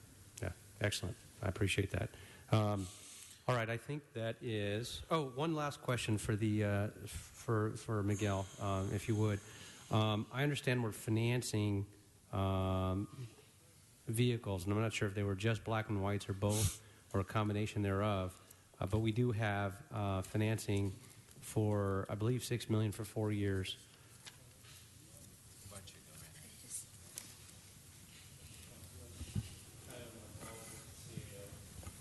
The black and whites, other specialized vehicles, undercover vehicles, will be purchased on an installment plan, 0 interest, over 4 years. So there will be 4 annual payments. The MICLA is paying for 48 vehicles that are very specialized buses, trailers that have long lifespans of 10 years or more. Okay, so the black and whites that we're looking at, we're financing them at 0 interest. Correct. For 4 years. That's the first time we're financing them. Correct. And then we're doing electric vehicles for non-emergency service, and those are going to be on a 3-year lease. And we'll have several hundred of those, so we'll be the largest electric vehicle user in the county that I know of. Maybe largest police department electrical vehicle user in the nation. Do we have the charging stations and everything in place for those, or will we in time? Yeah, the infrastructure under construction with solar panels on top of the building, so that it's a total green facility. Excellent. That'll be right down the street here, right south of the police building at the parking structure. Right. Excellent. Thank you. Very good. Thank you. Mr. Kretz, back to you. I don't have anything else. Did you finish? I am okay. finished on this piece. Very good. Well, we're moving on now from Mr. Englewood. I think he's exhausted his questions. So if there's anything else you have. I have other questions on an array of topics. Probably go right ahead. The most important one to me is the increase in crime. And over most of the years I've been here, we've said, we need to fund the police department to a higher budget level. We haven't done it, and crime has continued to drop. And suddenly we have an increase. And I don't think it's because we suddenly became worse at policing. If anything, I think we continue to get better. But if I had a priority for the department, it would be really getting into the weeds and figuring out what's driving the increase and how to address it directly. I know we're looking at ways to address it just as crime by putting more focus in the areas where more violent crime is happening. But have we addressed it in terms of figuring out exactly what's driving this and trying to get at the root cause rather than just enforcement? Well, I think I'm really good at that. I think that is the strong point of the police department, and maybe one of the things that I do best. So, one of the drivers is an increase in homelessness. More people living on the street in close proximity leads to disputes, which leads to physical confrontation, which leads to assault reports. Not to mention the human misery involved. So the city's efforts towards homelessness reduction and strategies is something the police department is all in on. We're adding an additional 44 personnel to the homeless operations cars citywide to address encampments and to do outreach programs. To do basically casework, because we're going to be working with DMS and LASA in these configurations. And that is getting at the root of the problem. On the violent crime side, our issues are hugely impacted by gang violence. We've had an increase in gang violence, and that has fueled a small but significant increase in homicides and an increase in shootings. And so, we have carved out the 4 divisions that show the vast majority of that increase, and added deployment in those areas, and adopted the ceasefire model, and increased the grid deployment, our work with grid office in those areas.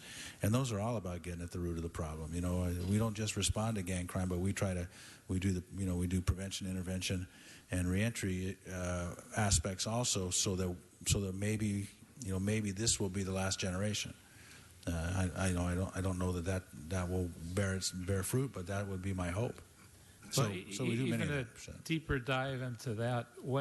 What's generated the increase in gang activity when that seemed to be decreasing for a while?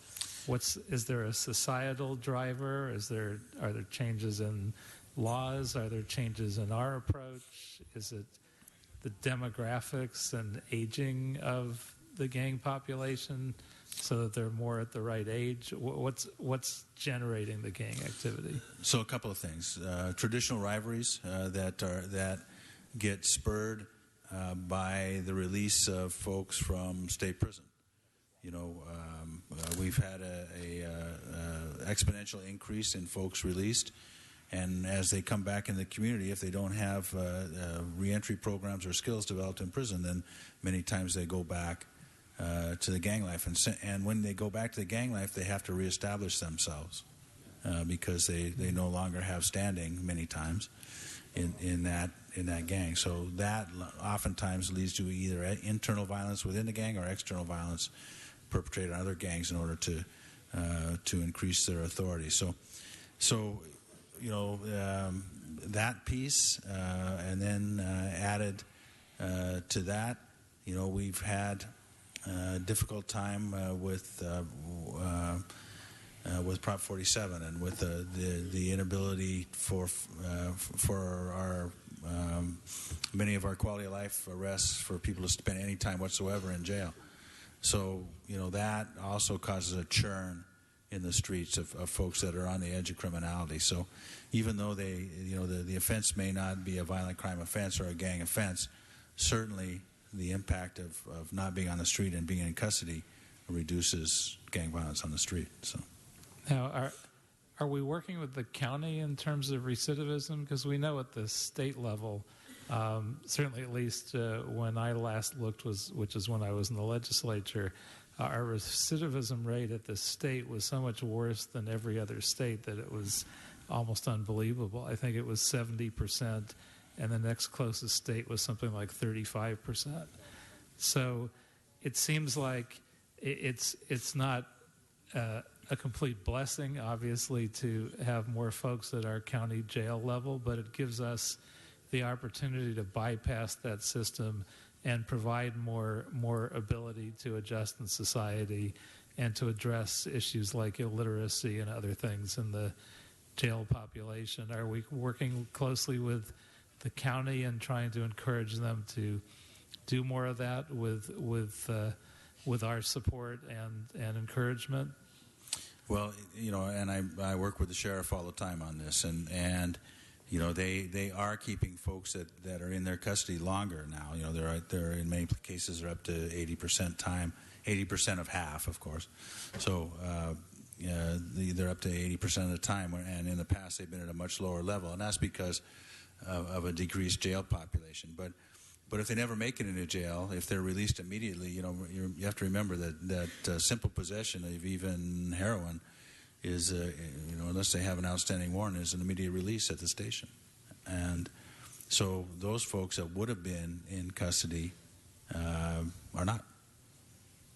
But in answer to my question, of the population that's there, are we doing more to try to prepare them so that when they come back out again after now the more lengthy sentence, that they're more prepared to fit into society rather than to just go back and committing crimes?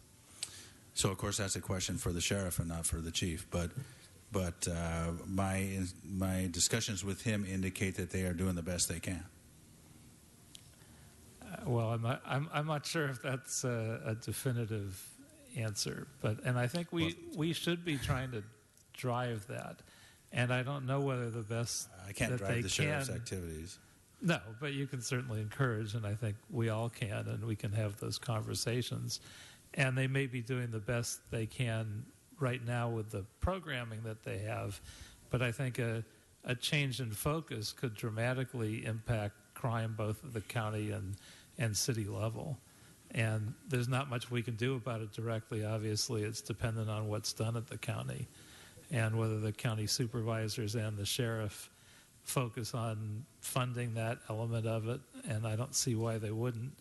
I'm not sure that philosophically any of them are adverse to that. So I'd say at least worth the effort and worth a little more focus. Okay.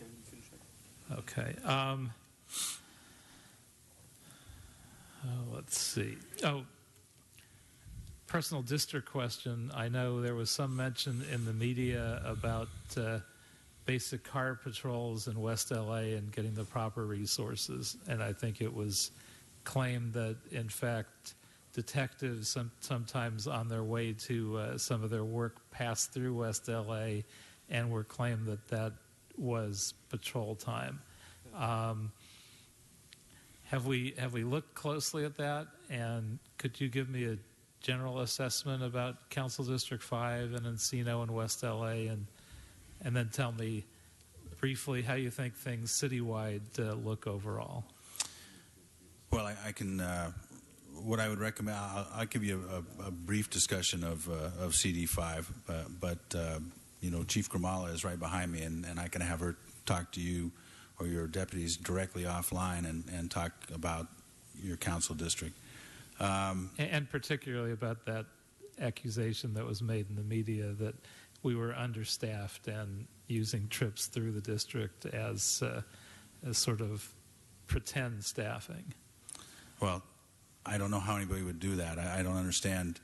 You know, there's no credit that you get for driving through any place. You know, and you can't count a detective unit as a patrol unit when you do your deployment plan. So, and I know they looked at that based on the newspaper article, and you know, she could certainly address that, and it may involve a personnel issue. So, you know, it might be better for that discussion to be offline. Okay. You know, we take very seriously our deployment. You know, we use a sophisticated method to determine what our patrol plan is. West LA, in particular, is staffed above its patrol plan because it is a small area that is relatively has a lower crime rate and a lower call rate than many other parts of the city. So we staff it at a level of almost 32 officers over what its patrol plan staffing would be, and so you know it's my opinion that if the resources are used correctly, there are adequate resources in West LA Division. Okay, and question is not entirely on budget, but kind of. I think we've seen a lot more in recent years in terms of community confrontations, and I'm not sure if that's just a national trend, if it's happening more here, if it's more focused and reported on and isn't really much higher in recent years, but it certainly gets a lot of attention, a lot of media attention. Where do you think we actually are in terms of community incidents and community relations, and what's the reality as opposed to what we see in the media? Well, we have commissioned a survey instrument throughout the city to gauge exactly that. We'll be releasing the results in the near future. I have the results. We are going to continue that survey on an annual level in order to gauge our progress. My goal is to have enough to get enough funding or to get a sponsor so that we can do that level at the division, do that at the divisional level, so we can gauge community satisfaction, community perception of police at station level, so we can tell whether or not programs are working, not working, you know, and folks can measure themselves against each other in that aspect and against history. You know, this is very, very important to me, and we are certainly putting resources and our foundation money, not the city money, into that program. So that will give us a good sense. If you ask me what I think about it, well, I think the national conversation definitely affects the way folks feel about the police in Los Angeles. You know, Ferguson, I couldn't find Ferguson on a map 2 years ago, but I certainly know where it is now. And so does everybody in Los Angeles, and that does affect the way people feel about policing in general. And if they live in Los Angeles, it affects how they feel about the Los Angeles Police Department. So, you know, that's why I established Community Relationship Division. That's why, you know, our area COs and our senior lead officers are so visible and so omnipresent in the community. I mean, all of you see them constantly at your meetings, and that's why they're there, is because I've told the entire police department, I need you to do two things only. You improve public safety in the city of Los Angeles, and you build public trust. If you do those two things, we will be successful. And the last very small question. I know there have been folks that have brought this to my attention and council's attention, have spoke to this at some hearings, which is the process of reuniting auto theft victims with their vehicles, and that often when someone gets their vehicle back, they'll also be charged for either towing or time spent sitting in a storage yard. I know we just pass on expenses that we get, but is there some way to address that, especially for low-income folks who struggle enough with their car being stolen, but when they get it back, really aren't in a great position to pay a big fee for that. Well, certainly we make allowances for victims of crime, and the detectives that release the car have some flexibility to waive fees. Fees are set by the Board of Police Commissioners, not the Chief of Police. So, that they set the absolute fees, and they do that based on the costs of the official police garages that do the towing. So there is some flexibility. So if someone is obviously very low income and not in a position to pay to retrieve their vehicle, there is some ability to be flexible. If they're a crime victim, if it's an impound due to equipment or registration or some kind of violation, then not so much. But we do have just for stolen cars. We do have some leverage for crime victims. Now, a lot of that depends on the intuitiveness of the detective. So, if you have specific issues, or you have people, you can contact West LA or any of the commands involved, and they'll look at different incidents. Yeah, I know the people. The reason I say that is I know people call the council office to complain, and I'm giving you a venue upon which you can transfer that complaint. It's probably good for my colleagues to know. I don't get as many direct complaints in my district. It's more just a general issue that's been brought to all of our attention at various times. Sure. Thank you. Thank you. Mr. Blumenfield. Thank you very much. A couple of different topics. One, the overtime bank. We were talking about that. And part of my question, I think I have the answer correct, so I'm going to frame it in the form of an answer. You can tell me if I'm right or wrong. The 2015-16 budget had $85 million for overtime, but $95 million was actually expended, and then now we're putting $90 million in. And my initial question was, well, why are we doing that if we know we're going to expend $95 million? And I think I understand that the reason for that is that we get grants for the additional amount. Is that the reason, so that we actually? Do we expect to spend about $95 million again on overtime, but are only asking for $90 because we know that we're going to get additional funding? Is that how it works, or is there a different? That is how it works. So, we're going to stay right on budget this year and spend $85 million of the city's money. Now, the rest of it is grant money that will be reimbursed, and some of this we don't know about it early on in the year. Some of it is AB 109 money. We got about $2.8 million for that. STEP grant, which is a traffic safety grant, we got $3.1 million for that.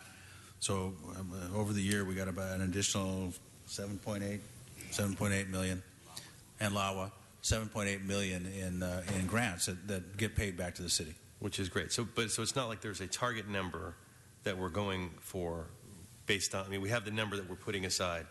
And then whatever else we get is kind of gravy on top of that. It's not, or do we have a target number of what we actually think we're going to spend, or is that depending on what the grants come in?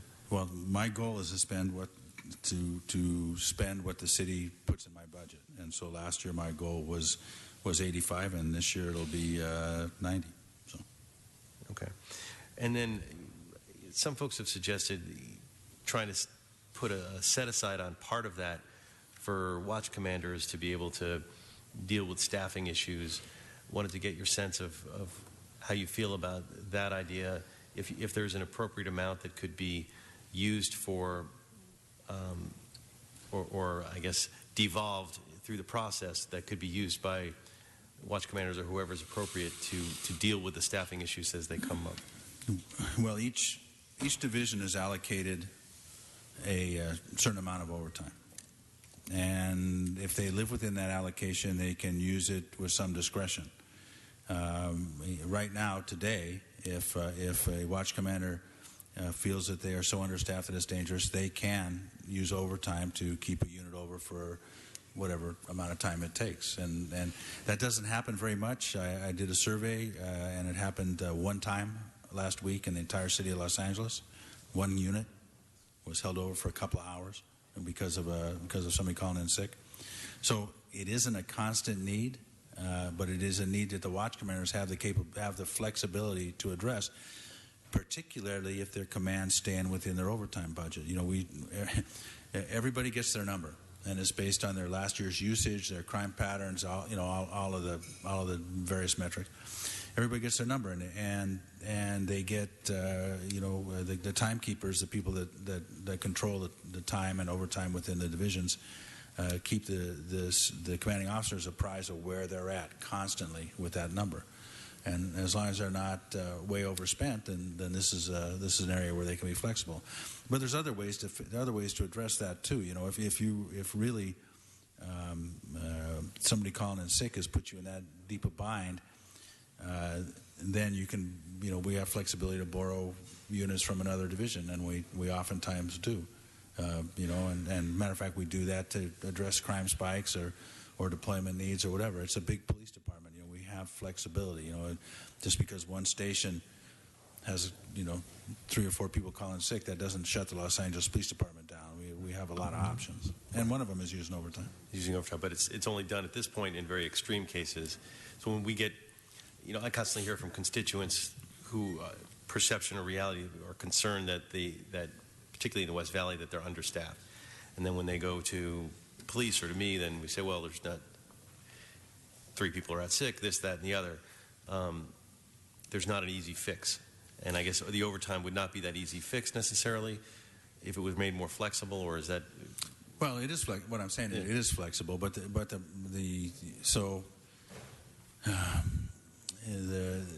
cost of backfilling all of our sick time would be in the tens of millions of dollars, and I'm not seeing tens of millions of dollars left on this table for overtime.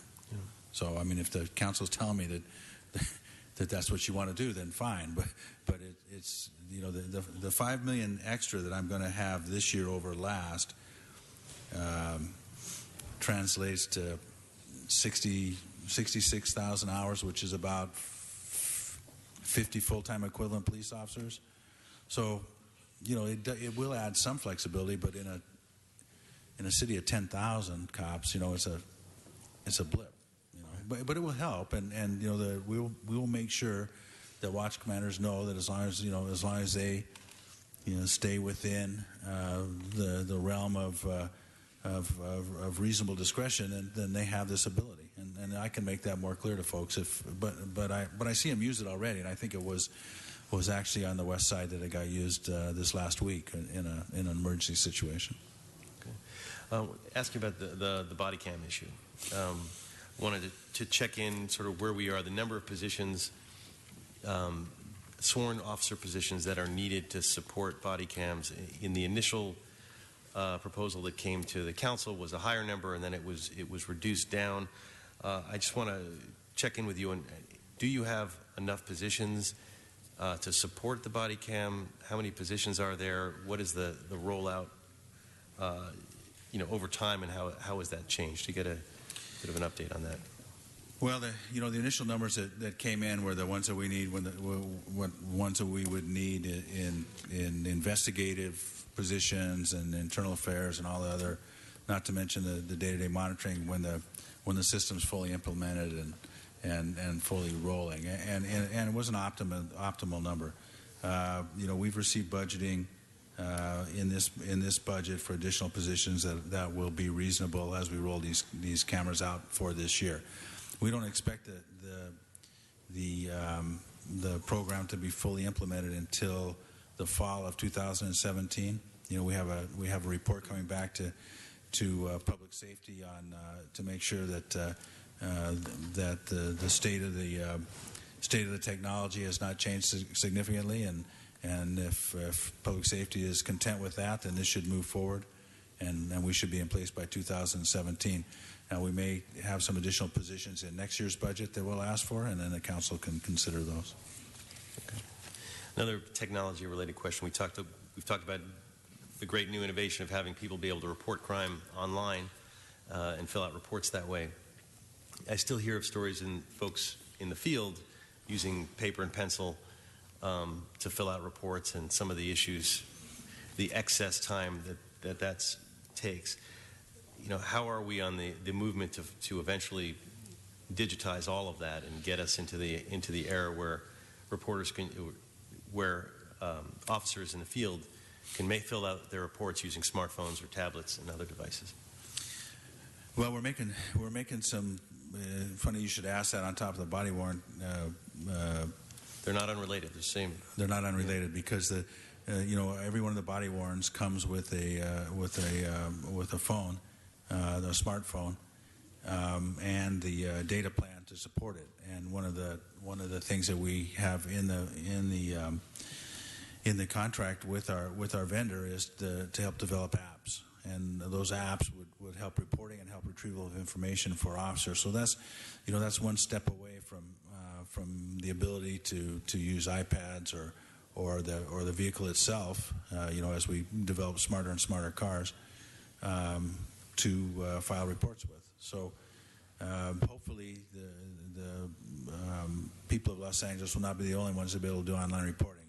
Our goal is that police officers will be able to do that also, and the implementation of body-worn video, strange as it seems, will have a huge impact on that, because it introduces the cell phone to every officer, city-owned cell phone to every officer, as that's part of the package, and then the development of a suite of apps to help with reporting, to help with all the questions. And police officers, just like council members, get tens of thousands of questions that they have to answer, and these apps will help them do that. Yeah, no, it doesn't seem strange to me. I mean, it seems like it's a synergy, and in fact, I'd like to see to get us at a place where we're capturing the savings. I mean, when you have that smartphone, it's already paid for as part of the body cam, and then you can start taking the reports online, and you're saving the extra time and effort, overtime, et cetera, for the officers to be back filling out the reports. That's savings you can quantify, and frankly, you could pump that savings back into helping scale up the whole program. And so I think it's critical to quantify the savings there and use it to help move the whole program forward. And I certainly want to encourage that and work with you on that, making that happen as fast as we can. Yeah, that's exactly why, the additional 4,400 tasers deployed in the Los Angeles Police Department with the body-worn program, the smartphones. I really think that they may be the one of the best parts of the program. Public confidence is extremely important, and the body-worn will help do that. But this will also make police departments, police officers more effective, and so that's a great thing. Yeah, it's a win-win on a bunch of levels. We were talking about low-hanging fruit, and we had the budget advocates in talking about, the horse and buggy things that are left in the city. That's sort of the classic example of an officer out in the field with a notepad in triplicate and having to file it 3 places. So it's great that we can move forward on that. Narrowly talking about, we were talking about crime statistics, and in the West Valley in particular, like in Woodland Hills, we had an 81% increase in burglary. And obviously, when there's violent crime happening throughout the city, issues, burglary may not seem as important, but it's very important to the folks who are impacted by it, as I know you know, and I know the department knows. So I wanted to just ask you if there's anything special in terms of deployment or otherwise that's going to be part of the focus coming forward to deal with some of those spikes in the property crimes and the burglaries that are being experienced all over the city, but particularly acute in the West Valley, and as I mentioned, in Woodland Hills, where it was 81%. Well, so citywide, and I can't speak directly to Woodland Hills, but citywide, burglary is one of the bright spots in the crime picture. This year, through because of a number of reasons, we've seen a pretty significant reduction in burglary throughout the city, and we're sitting at about a 9% decrease in burglary citywide right now, which to give you some idea is 500 fewer burglaries. So that's really important, and that's I don't want to let anybody think that we don't think that burglary is important. Like many people here, I've been victim of a burglary, and it's a huge violation.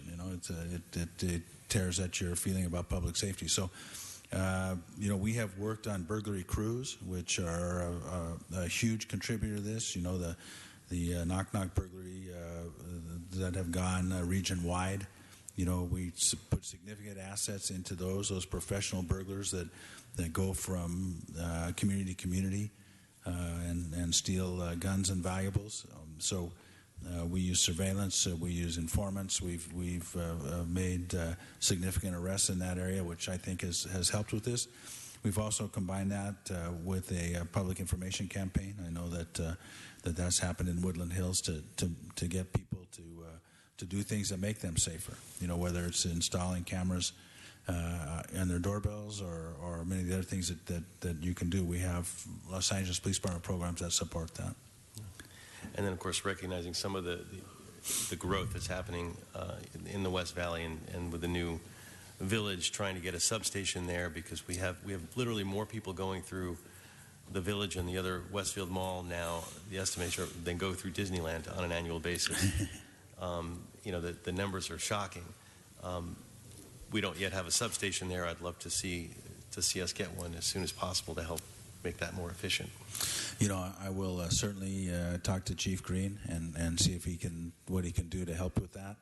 Substations are really expensive for us to staff full time, but a drop-in, because there's kind of little different definitions here, and so a drop-in center, which doesn't have to be fully staffed, sometimes is better than a substation. Substation, the term means that it's going to be fully staffed, which usually isn't effective in a place like that because they're so A, seasonal, and B, time sensitive. So, having a drop-in location that is staffed just based on time and need, it'd probably be better. But I'll certainly ask him about that. Yeah, I guess the idea is having a supervisor there so that when they file the reports, they don't have to keep going back to the station, and then a lot of shoplifters end up getting off because there's no supervisor there. But you know all that. Quick question, LAPD RESET, the Resource Enhancement Service Enforcement Team. It serves Skid Row communities by utilizing outreach. And I know that you're training folks from all over the city. We have a number of senior leads from the West Valley now in training down at Skid Row for that. If you could speak to a moment, how this program benefits the whole city, San Fernando Valley included, because I know that it does, but I get asked about this a lot and would love to hear you directly. Well, RESET is particular to Skid Row because of the huge issues that Skid Row has with not only homelessness but violence and drug use and drug addiction and mental illness issues and alcoholism and all the things that go up to make Skid Row. So RESET is particularly designated to that. But we also recognize that these issues are going citywide, and that the particular skills that are learned by RESET officers in dealing with things like tents on the sidewalk and abandoned property and things like that are valuable throughout the city. So we're doing a loan program both ways, where we bring in senior lead officers primarily and put them in RESET for a while and send RESET officers back to their division of origin so that there can be an exchange of learning, and so that they can learn how to deal with these kind of issues that are getting so prevalent. But I'd like to take just 1 second to talk about what will be different this year, and that is that every one of the bureaus, yours included, will be getting 10 officers that are going to work in conjunction with the mental health service, with LASA, with a number of partners, and they will work specifically on homeless issues, and specifically on getting folks either into shelter, if that's an option, or into treatment, into all of the things that a case-based system can provide. So that's going to be a significant investment by the LAPD that I think will be of extreme value, particularly to the council offices, because this will be, you will be able to reach out when you have an issue and talk to a supervisor about using this program to solve it. And it's not just the police department; it's a number of entities. This is the system-wide mental health assessment teams. Is that? Yeah, it's the HOPE teams. Let me see make sure I'm getting the acronym right here. Homeless Outreach Partnership Endeavor, so it's us. It's Department of Sanitation, it's LASA, CA's office, and they work in conjunction. And my contribution is 10 officers and 1 supervisor per bureau to address longstanding issues of homelessness and the root causes. Is that different than the mental assessment teams? Because I thought you were doing some additional stuff there. And We are doing, we're doing that too. The SMART teams. We're adding additional SMART teams. This budget has an additional 18 officers. That'll bring us up to 45, I think, officers in the program, and those are teamed with Department of Mental Health county folks to respond to crisis incidents. In other words, so you get a 911 call, a violent individual with mental issues, they will respond to that, whereas the HOPE teams are more case-based. In other words, it's a long-term issue. There's no criminal activity going on right now except for, the issues directly related to homelessness. And then, so they'll do the outreach there to try to get those folks into housing or services.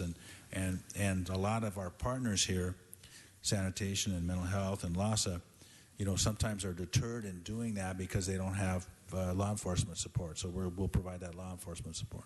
Right, and I think the mental assessment teams, I had my motion earlier about dementia patients and that kind of thing, I think are dealing with those kind of challenges as well. Is that right? I lost you on that. I'm sorry. I had a motion about training to deal with dementia and some Alzheimer's and some of those issues. And I think that falls under the system-wide mental health assessment teams versus the HOPE teams. I'm not sure, but as part of your efforts to deal with both sides of that equation. Yeah. Okay. Last question, very minor, but the volunteer community patrol stuff, which I know that you've got a pilot program in Devonshire. Seems like a great program moving. Is that something you're going to be moving citywide, or it may be too small of a program even on your radar right now, but from what I understand, it's a great program harnessing more of the power of the volunteers. And we have programs like that throughout the city. Every command is different. Every command has different needs. Every command has a different population that they serve. In some parts of the city, it's much easier to get support for that kind of program, and because not only because of the crime needs, but also the community involvement. And in some parts of the city, it's tougher. I think that program is in the right place at the right time with the right support. So, we have modeled this in a number of divisions, and it's an option for all the COs. Some of them, they just flat don't have the community support for it. Well, I just want to kudos on that program, and I've got folks it's in Devonshire, which we share mostly in your district, but I want to see it move to Topanga and West Valley and anywhere else where you can take advantage and harness the power of the community that wants to engage and be helpful, because that can be a very positive force multiplier in some ways. So, okay. Thank you. Thank you very much. Mr. Bonin? Thank you, Mr. Chairman. Thank you, Chief, for your answers. Most of my questions have been covered by some of my colleagues, and there's a few report backs I have which I don't need to repeat here. Just a couple quick questions for you, though. On the SMART teams, I was glad to hear your dialogue with Mr.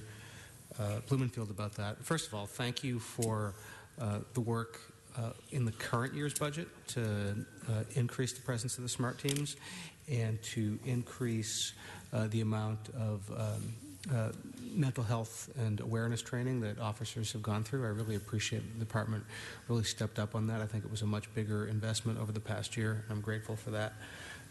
On the SMART teams, you said adding about 18 officers, going up to 45. How are they going to be deployed? So I misspoke. We currently have 45. We're going to add another 18, so that'll give us 63 officers assigned to the SMART teams. They are deployed citywide out of Detective Bureau. They're all assigned to different bureaus, but they overlap depending on call load. It's a lot of folks, but we think that the city's needs are best met by having them respond citywide. And so even though they will go to the four winds, so to speak, so they can be closer to the likely areas of calls, they're not assigned to a specific division. They're assigned to a bureau because the bigger piece is real estate. Yeah, I understand that. I have a bit of a concern over it. If you could do a special study report back to public safety explaining that in more detail. I know LASA recently has changed their model to move their emergency response teams out into the field. Well, these are field-oriented teams. When I say that they are assigned to headquarters, but they're in the field, and we use them to represent the bureaus. It's just a bigger. In other words, you have a West Bureau set of teams, depending on public needs, and then there's the South Bureau, Central Bureau, and Valley Bureau team. Does the West Bureau team operate out of the West Bureau? That's where they start and end their day, or do they start and end their day downtown? I believe that they start and end their day downtown because that's where they pick up their mental health partners. So. I'd be happy to work with the county to see if we could make that more flexible. For my district, it's a bit of an issue, but I imagine for Mr. Blumenfield's district, I sit next to him, and I know some days it takes him a very long time to get down here for council meetings. It's so far. I'd love to see if there's an opportunity, if it makes sense, and if we need the county resources to work with us on it, to get them based out of the bureaus. So I'm happy to talk to the county if that's helpful. And forgive me for not knowing. It may be that the Valley Bureau folks do report to the Valley. We have flexibility on that. There's no mandate. When the entity that controls them is downtown, but that doesn't mean that they can't satellite park and have desks and offices at their respective bureaus. But it's kind of this is department speak. They work out of downtown, but that doesn't mean that they don't start their day in the bureaus. Okay, so if we get a little more info on that and how often they start out in the field in the report back. These are teams, as you mentioned, they're paired up with county folks. Have we gotten a commitment from the county yet to match the additional 18, or do we need to work on that to make sure that the DMH partner is available for those teams? Well, it's my understanding that their plan is to staff up so that they can meet our need here. Okay, just please let us know if that's not happening so we can engage on that and make sure it does. I know they're most willing, but sometimes... No, and I've been very clear on them. I will match whatever they provide. This is an important program that needs to be as robust as I can make it. Great. And on the HOPE program, how is that deployment going to work? You said there's going to be 10 per bureau, so will they be reporting to like for instance in West Bureau, will they be reporting to John Peters? Well, the HOPE teams, so they'll have John will have what we call functional supervision over them, or direct supervision over them, but they'll be functionally supervised out of downtown, but he'll be able to run their day-to-day efforts. Their training and things like that, and the coordination between the partners will occur downtown. Okay, all right. I had a report back request on that. That should probably just go to Homelessness and Poverty Committee. I know the chair is eager to sort of get into a little more details on that. And just two last questions. One's about population growth. Downtown's population has grown exponentially over the past few years. In my district, Playa Vista has been growing. In 2010, it was 5,400 people. Now it's 11,000 people. It's going to keep growing. At what point does a population spurt like that in a community like downtown or Playa Vista factor into ComStat and figuring out deployment? Well, our deployment plans take into account levels of 911 calls, requests for police service.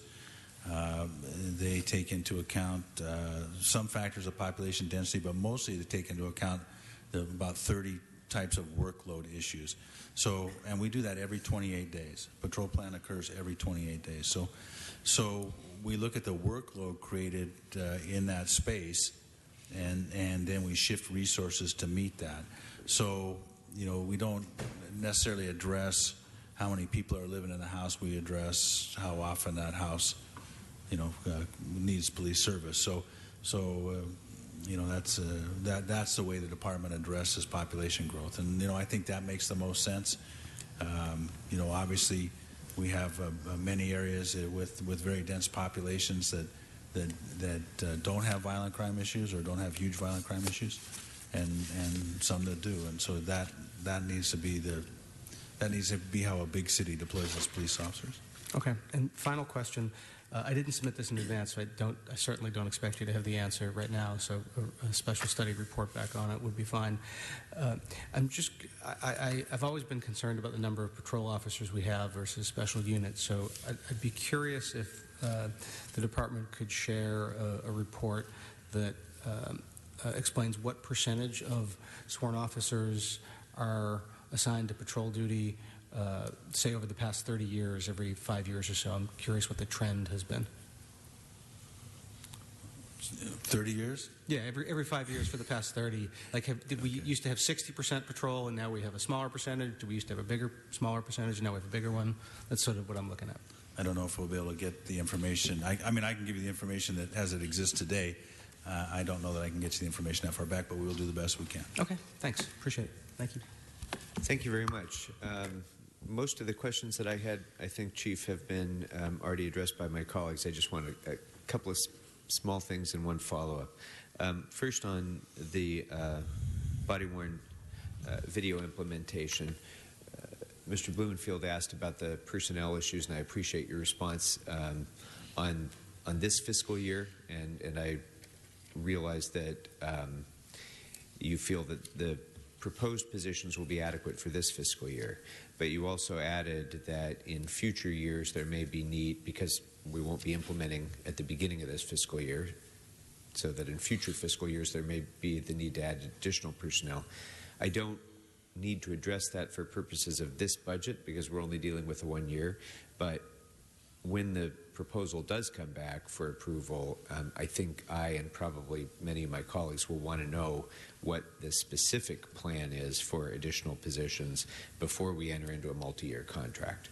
So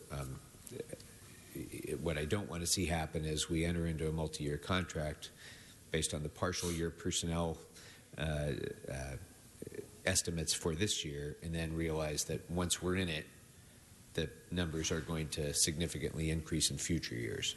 So I don't even need a response from you at this point, but just when it does come back, if you could have the full plan for the term of the contract as to what positions will be necessary, I think that'll be an essential element for most of us in considering the value and benefits of the contract. Well, I would remind you that we are the first major city police department to ever do this, and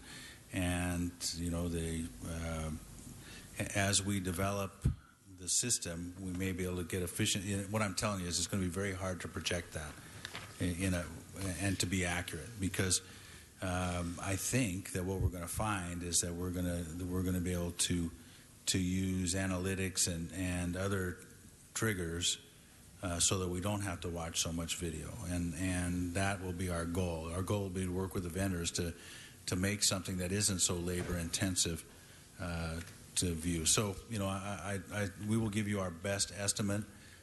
Bottom line is that if I have to do with what I have now, then I will. Okay. If I need more, then I'll ask the council, and if the council is not willing to do it, then I'll make a workaround. Great, thank you.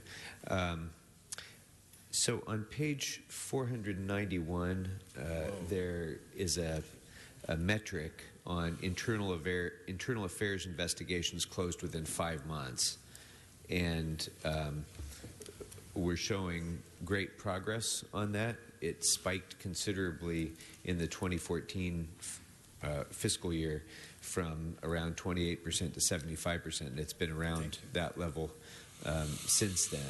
And that's, if that's the metric by which we're measuring, that certainly shows that you've had great success in increasing that number. But what led to that 1 year? I don't know if you can judge this offhand, but I just noticed this in the budget right now, and that's a big 1 year spike. And if you have some idea of what was done to be able to realize that increase, that would be helpful. The one thing I'd be concerned about is if we impose a metric upon the department that the department is then expected to meet, and that would cause the department to maybe close internal affairs investigations earlier than you would normally want to do, and that you wouldn't give as full investigation as you might otherwise do because we've imposed a metric upon you. So, because it does seem to have been a dramatic increase. So, do you have a sense of that? Yeah, that's certainly not the case in that we don't close them early. I make sure that we get to the truth of the matter as best as is humanly possible in every aspect. Had a change in command in Professional Standards Bureau at that time. Okay. This was a discussion of as far as priorities went. Put some very good people in there that selected some great folks, and they were able to make this a priority and to push it forward. I think that it's one of the things that highlights the abilities of the police department. These are very complex investigations that we have a lot of expectation on, and they meet those expectations. Yeah, they are complex, and that's why I'd be concerned if we gave you the wrong metrics, because to me, thoroughness is more important than speed, and I want to make sure that you I make this pledge to you. No matter what metric you give me, I will still do the right thing. Thank you. All right. So the budget also provides for MICLA funding for 2 new helicopters. What do you do with the old helicopters? Well, we salvage them. The 2 helicopters that are being replaced, just take a guess what year they went into service. 1986.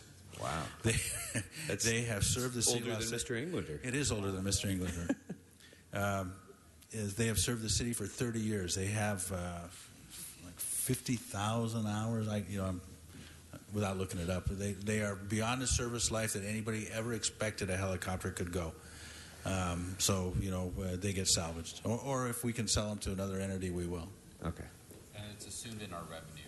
Yeah. Oh, it is. Okay. All right. That's the main thing for me. And then 2 special studies that I'd like to ask you for. One is your gun unit. It's a small part of the department, but I just want to make sure that you have adequate funding and support for a robust gun unit that is able to do all of the tracing investigations and other investigations, as well as investigation of problem gun dealers in the area. So if you feel that there is any inadequacy in what you have that we can help you with, I'd be very interested in helping with that. So I'd just like you to report back on that. I spent time with the gun unit today, and they're a fantastic entity, Los Angeles Police Department. Yes, they do very, very well. And they will be running the city's gun buyback this Saturday.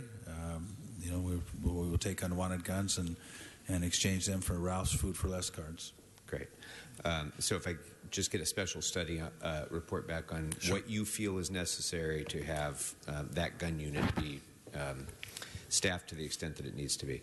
And then similarly, many of us in the Valley struggle with getting traffic enforcement, and Valley traffic is always trying to catch up, it seems, with the demands. It's not necessarily a statement on Valley drivers, but it is true that in the city we have, I think, more traffic deaths than we do deaths from murder. And so while it's important for the department to obviously focus primarily on violent crime, the mother of a dead child from a traffic violation from a drunk driver grieves just as much. And so this is a huge priority for me, and I know all of my Valley colleagues.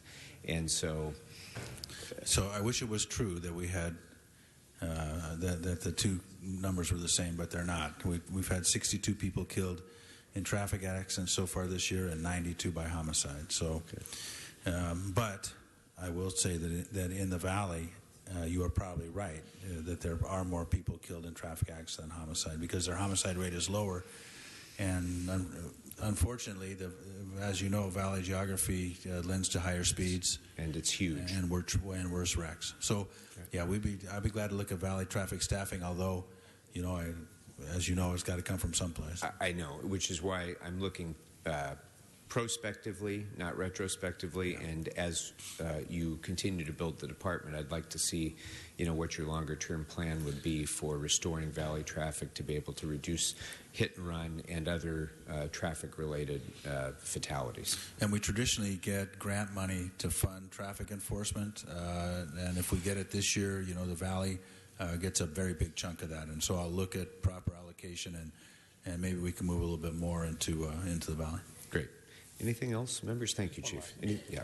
Anything else, members? All right, Mr. Englander. Great. Thank you very much. Just a couple minor things. One, I forgot. I'd like to ask our CAO, actually, probably best to report back on the funding for the city facility security plan. So we've been having the security team meeting on the security initiatives for our city facilities, including this one. And looking at some of the models, and so wanted to see what funding is being made available for that. We actually have the plans in place now and several options, so I'd like to secure those. We can do that. That'd be great. And I think the CAO needs to do that one. I did want to mention, and I appreciate Councilmember Blumenfield, you threw out the community response team and the community policing patrols. And I want to thank a few people on that, Chief Moore, Commander Pitcher, and Captain Pratt, and many others who really worked on this for a long time, a few years, despite the fact that the Chief supported it and Villegas didn't. We had to figure that out, but I think it's all good. So, kidding, he's here. We actually raised the money from private donations to fund the entire program, buy the vehicles, the uniforms, the lights, do all that stuff. It is a pilot, so we'll report back for other divisions or communities that wish to deploy that and see how that goes as well. I want to thank Chief, you particularly in the department, for really helping spearhead that and get it off the ground. But it's the community that's stepping up to volunteer and with their time now to do that. So I want to thank them as well. So I wanted to bring that up because I know it was mentioned. And with that, that's all I got. Very good. Anything else, members? Terrific. Thank you very much, Chief. We appreciate your being here and how generous you were with your time and responding to all of our questions. We're looking forward to getting those reports back. Well, thank you very much. Thank you to this committee. Thank you very much. Now, before we bring up the fire department, I would just like to send the word out to all of the departments that have been asked to do reports back that we need your reports back. We have a lot of requests. They're due tomorrow at the end of business. I would rather not get all of them tomorrow at 5 o'clock. I would rather start getting them back tomorrow morning. We have a minimal number of the reports back already, a minimal number. And if this committee is going to give thorough consideration of these reports, we have to have them back. We have to have them back right away. So all general managers who are listening, who've been asked to give reports back, tomorrow is your deadline. Please try to beat that deadline by a wide margin. So, do we have it there to I'll go over it. So with that, I'm going to ask the fire department to come on forward. I see Chief Terrazas in the room. Chief, come on up.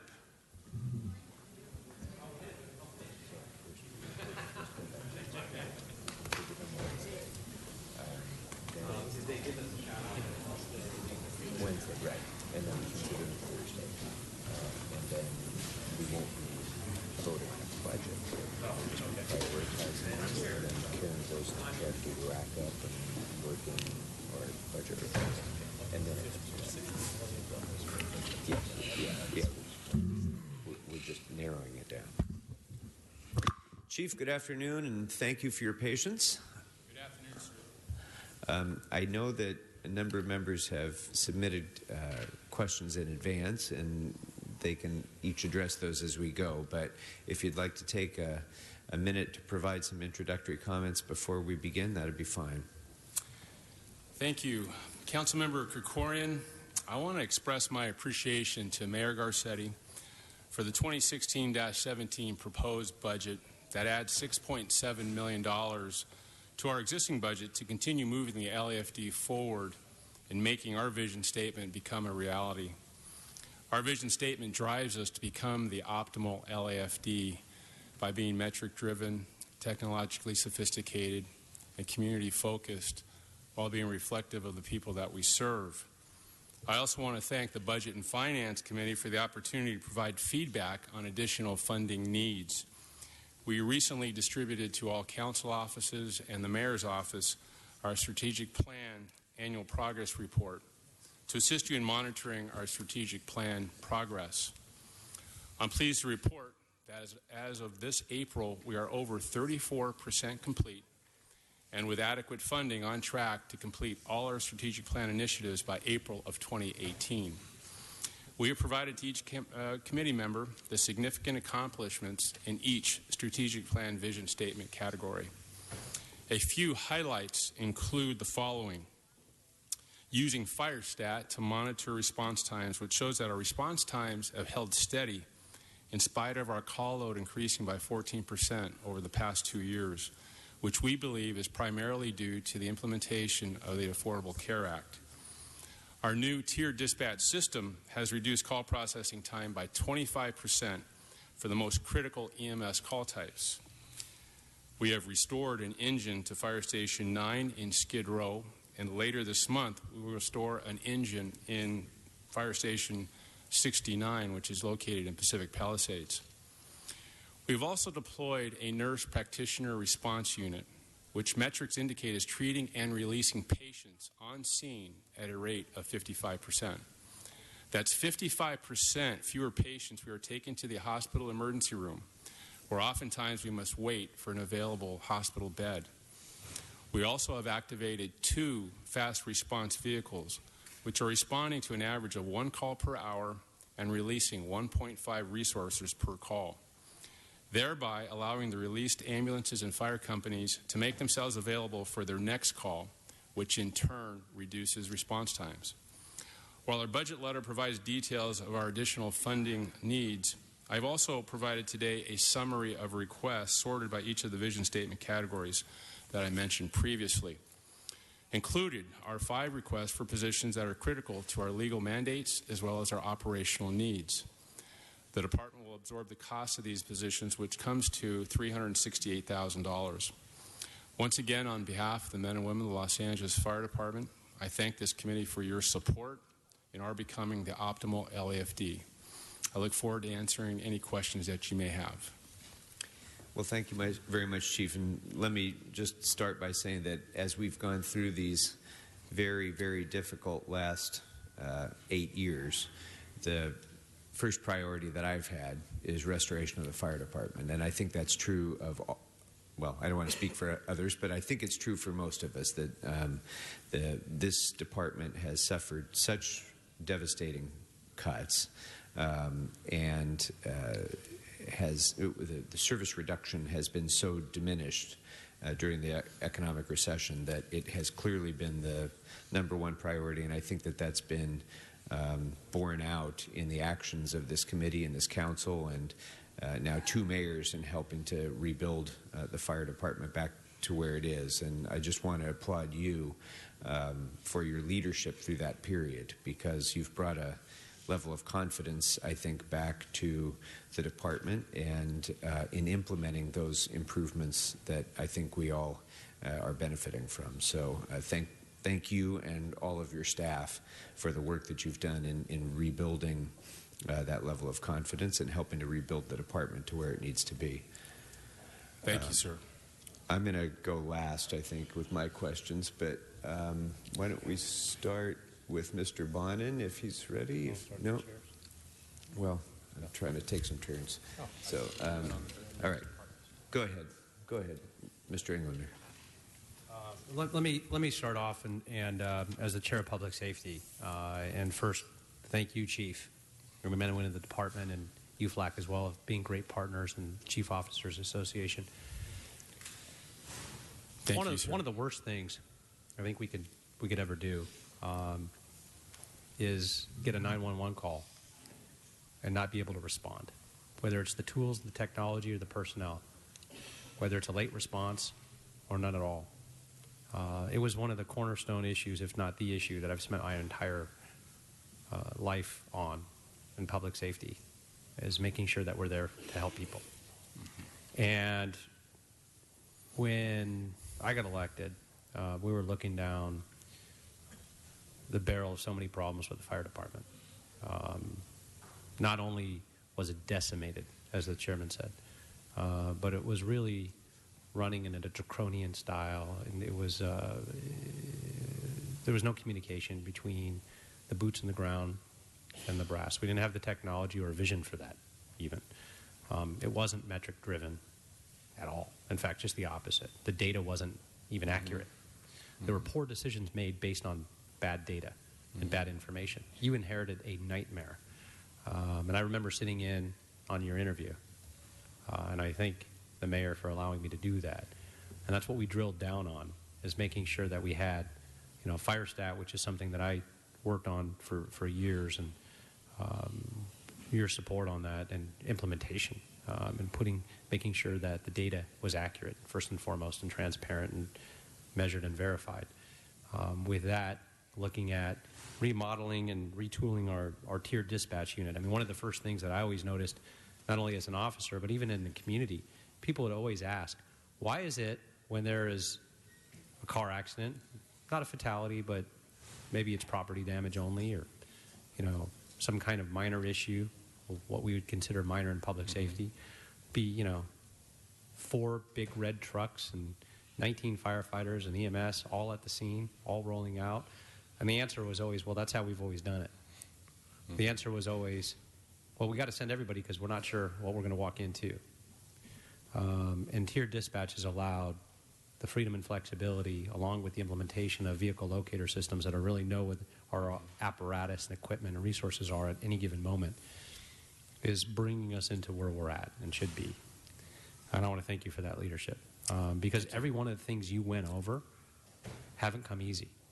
They haven't been, well, this is what we've done. I mean, you rattled off a long laundry list of things we've been able to accomplish, but each one of those have been scraping for resources, both personnel and funding, and then trying to look for the political will to change the system. So this has really been a remarkable team. There's been a lot of bad studies and reports, front page reports in the news about how bad and what things were happening. I haven't seen a lot of good reports because I don't cover the good stuff, but you see it firsthand and exactly what's going on, and that lives are being saved. So personally, I wanted to just open up and thank you for that. Don't have as probably many questions as my colleagues as the chair of the committee, because I follow everything closely and we talk on speed dial on a regular basis. But I did submit a list of questions on reporting back in the CAD system, or computer-aided dispatch system upgrades, because I think those are just as important, as well as our automated vehicle locator systems.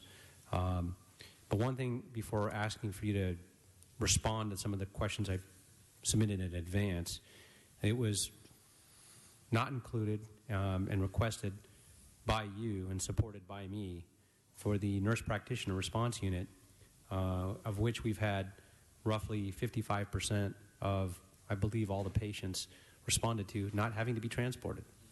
We're actually starting to get some numbers to quantify and qualify the program, although we're only a quarter in.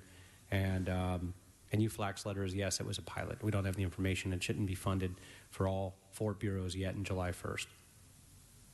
I agree. If we had unlimited funds, no question. But I would like to see it on the table for next year, beginning in January. And I think splitting that difference makes the sense.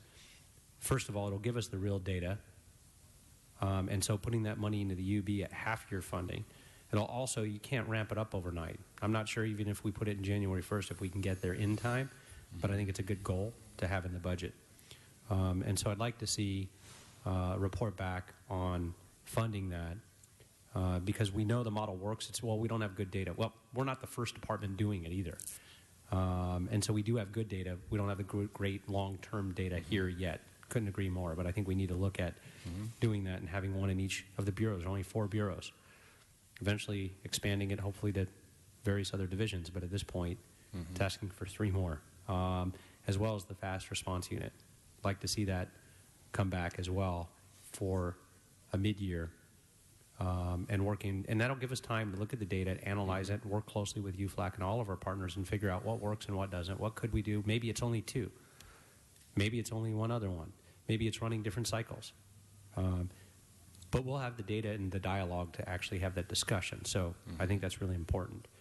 One of the things we found as well, and I submitted all these in writing to you, so hopefully you can go through all these Q&A without me just having to read them all off.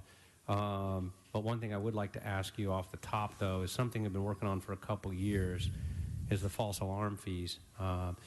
And the most important isn't the cost recovery to the department, the city, or the agencies. It's to stop people from calling 911 on a false alarm. And the police department has it down, or we bill them. I was a little trickier with the fire department. There were a lot of nuances and anticipated consequences and legal issues we had to work through. Where are we currently with that system? Sir, let me just say, first of all, thank you for your kind words. Secondly, I agree with your plan for the money to be put in the UB account for the NPRU and the FRV effective January. That'll give us a full year of data for the NPRU, and gives us time. Our staffing levels will be better as well, so we'll be in a better position if we decide to move forward on that. Now, with regard to your unwanted alarm question, coincidentally, we had a presentation today in Fire Commission, and we're moving along on that. We realized that we had to clean the data. It was bad data. And going through that process, we realized we had to come up with different classification codes to clean it up better. We also learned that our recent implementation of the Brycer compliance engine, which requires annual Reg 4 testing, has had a positive impact on reducing these unwanted alarms. So we're moving forward on that. We anticipate to have some positive results very shortly, and we'll keep you posted when we finalize our conclusions.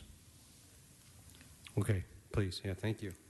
In terms of some of the other issues that I outlined in the questions, you have a copy? I do, yes, sir. We'll just go through them, and I'm sure that it will help, and rather than ask for all the reports back.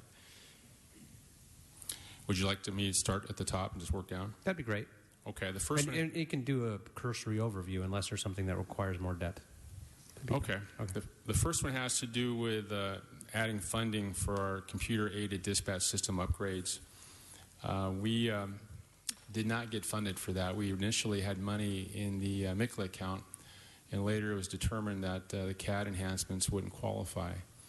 So we took another look at it, and we're asking for $2 million for CAD enhancements.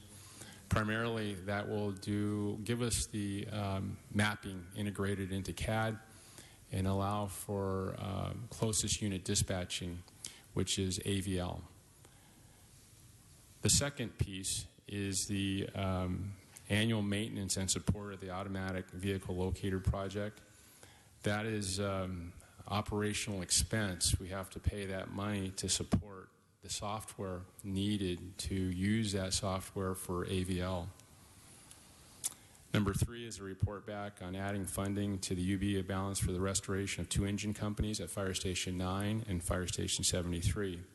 Fire Station 9 is Skid Row, Fire Station 73 is Reseda. We did bring back an engine in Skid Row last month because our call load just in Skid Row went up almost 30% because of the homeless population. So we had to accelerate that plan. Fire Station 73, to compensate for full year funding, because the initial request was for 2 engines January 1, we pushed forward engine 9 and pushed back engine 73. With a recommendation that engine 73 money be put in the UB account pending the outcome of a SAFER grant that we applied for. The SAFER grant is asking for funding to pay for 4 engines for 3 years. Those engines were engines 73, 75, 1, and 20. And it was all based on call load. The next one has to do with the nurse practitioner unit, which we already spoke about. The one after that is a fast response unit, which we already spoke about as well. One after that is adding 6 months funding and 2 position authorities for fire inspectors to address inspection backlogs. We inherited many backlogs in fire prevention, and we've been diligently chipping away at all those backlogs. This two additional inspector positions will help us not to get into that same situation again in the future. The next one has to do with funding and position authorities for 3 firefighter, 3 dispatchers at our Metro Fire Communications.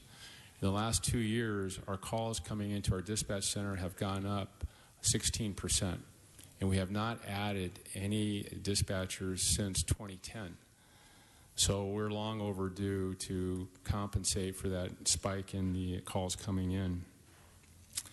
The next one has to do with funding to continue maintenance and support of the LAFD e-learning program. That's what we use as Target Solutions. And that's basically online training on your computer, and it allows us to stay in the station available for calls versus going to our training center next to Dodger Stadium and unavailable for calls. It also generates training funds through our VET program and our CAFJAC program. The next one has to do with adding funding for maintenance and repairs at various stations and facilities. We had funding available through Prop F, but that was swept, and we need to look for alternative means of funding for basic fire station repairs, such as roofs, flooring, paint, things of that nature. We have 106 fire stations. As you can imagine, there's ongoing maintenance costs. The next one is position authority without funding for 1 administrative clerk to support our new fire psychologist who we just hired and will be showing up next month. We have a problem in the fire service of PTSD, suicide, and we have over 3,500 total uniform and civilian employees of the fire department. And this request is for an administrative clerk to help our new fire psychologists get their hands around this problem, working in conjunction with UFLAC. The next one is a report back on adding a position authority without funding for 1 truck operator to meet state and federal hazmat enforcement requirements. If we don't do this, we're in danger of getting fined to the tune of $250,000 per year. So this is a mandate that we're forced to comply with because we have various hazardous materials at each of our fire stations, such as waste oil, grease from cooking, things of that nature. The next one has to do with... Chief? Yes, sir. On that point, since it's a state-mandated claim, do we have a reimbursement opportunity for the mandated cost? I mean, I know that our chance of ever seeing any money from the state government for our mandated costs is slim, but since it is a mandated cost, I would want to make sure that it at least would be on our mandated cost bill. Do you have any thoughts on that, Mr. Santana? I was going to suggest we could work with the chief to report back. I couldn't hear you. I was just going to say we could work with the department to report back. Okay, thank you. Thanks, Chief. You're welcome. The next one is adding a position authority without funding for 1 Captain 2 for capital and facilities planning to address facility needs to meet hazmat enforcement mandates. It's in conjunction with the prior request. We need somebody to manage that program. And then the last 2, report back on adding a position authority without funding for 1 MA to employ a designated employer representative as required by the Department of Transportation. This has to do with monitoring substance abuse contracts, and we're going to have a dual function for this person. They're also going to help us manage CPRA requests because those requests have also escalated, and we need somebody full-time to look at that. The last one is adding a position authority without funding for 1 administrative clerk to provide apparatus, equipment, procurement, and maintenance administrative support. That person would be a civilian at our shops, assisting our equipment engineering unit with all the clerical functions that go on in that facility. And that concludes a response to each of the report backs. Okay, thank you very much. With that, there are a couple things that I'd like to then ask for official reports on from those report backs. First is a CAO report on the CAD, the $2 million in upgrades for AVL. And if we can look at either financing or other options, opportunities, either maybe even with the vendor over some time. And then with that, though, is the AVL annual maintenance agreement, which we've gone this far on AVL. We've got to land that plane. I'd also like to look at the stations 9 and 73, the 2-engine companies. Ask the CAO to provide a report on how much it would cost and the funding for that as well. 9 and 73? Yes. And that was both in agreement with you and I believe UFLAG's letter as well. So yes, it's really important. On the fire station maintenance and repairs, Chief, do you have a list of the priorities and where things are at? Do we have an inventory? Yes, we do. At our fire facilities unit, we have a list. Okay, can we bring that list back as well and take a look at that? Absolutely. Does it have costs on all the items yet, or not so much? Some do, probably, but not all of them. It's a long list. I'm sure. I'm not sure if the chair wants to bring that into this committee at this time or send it over to committee, or I'm open to either way. I just don't want that to sit on a shelf somewhere to get some attention, so I'll defer to the chair on that one. In terms of the actual list? The actual, well, we don't have actual dollar amounts to them yet. There's just a list of projects and priorities. So at some point, we've got to have a conversation and then start moving forward. Ken? Well, yeah, ignore in it. terms of the actual expenditures of it. Oh, yeah, then, of course. Then sure, that should probably be considered in public safety and determine which priorities most appropriately meet the needs of the department. But in terms of budgeting the amount, right. If you want to ask for a report back on that for purposes of this budget, yeah, it sounds like it's too premature because we don't have the numbers yet, and it would sound like a scramble to get them for this budget cycle. But we could certainly, we don't have to wait till the next budget cycle. We can start working on that immediately. So why don't I ask for that report to come as a special report to committee? We'll start working together on looking at what are those priorities. I mean, firefighters sleep in the stations, yet alone. I mean, if the roofs are coming down, there's something we've got to do about it. If there's security issues, if there's maintenance issues, we've got to look at that. Going to address working conditions, and that can lead to all kinds of other issues. So as soon as we can start narrowing in on a priority list and asking for cost associated with that, then we'll send it over to Budget and Finance to committee and look at identifying funding solutions. That would be great.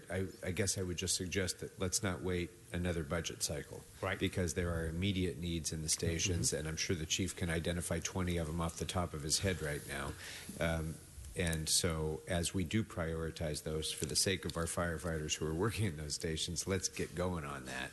And why don't we see if we can do that in an FSR after you've had a chance to look at that. Perfect. Okay, and then on the hazmat truck operator, since, and I know the chair brought it up as well, and you brought it up, it's a requirement. So let's look at a report back from the CAO on the cost on that. And lastly, the question on the department psychologist, because I couldn't agree more, but this is for a clerk, yes. Which they're going to need.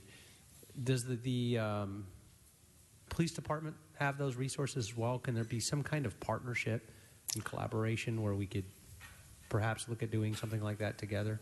We work with LAPD. They have like 13 or 14 psychologists, and we've learned that it's a different discipline because of the type of mission that they have.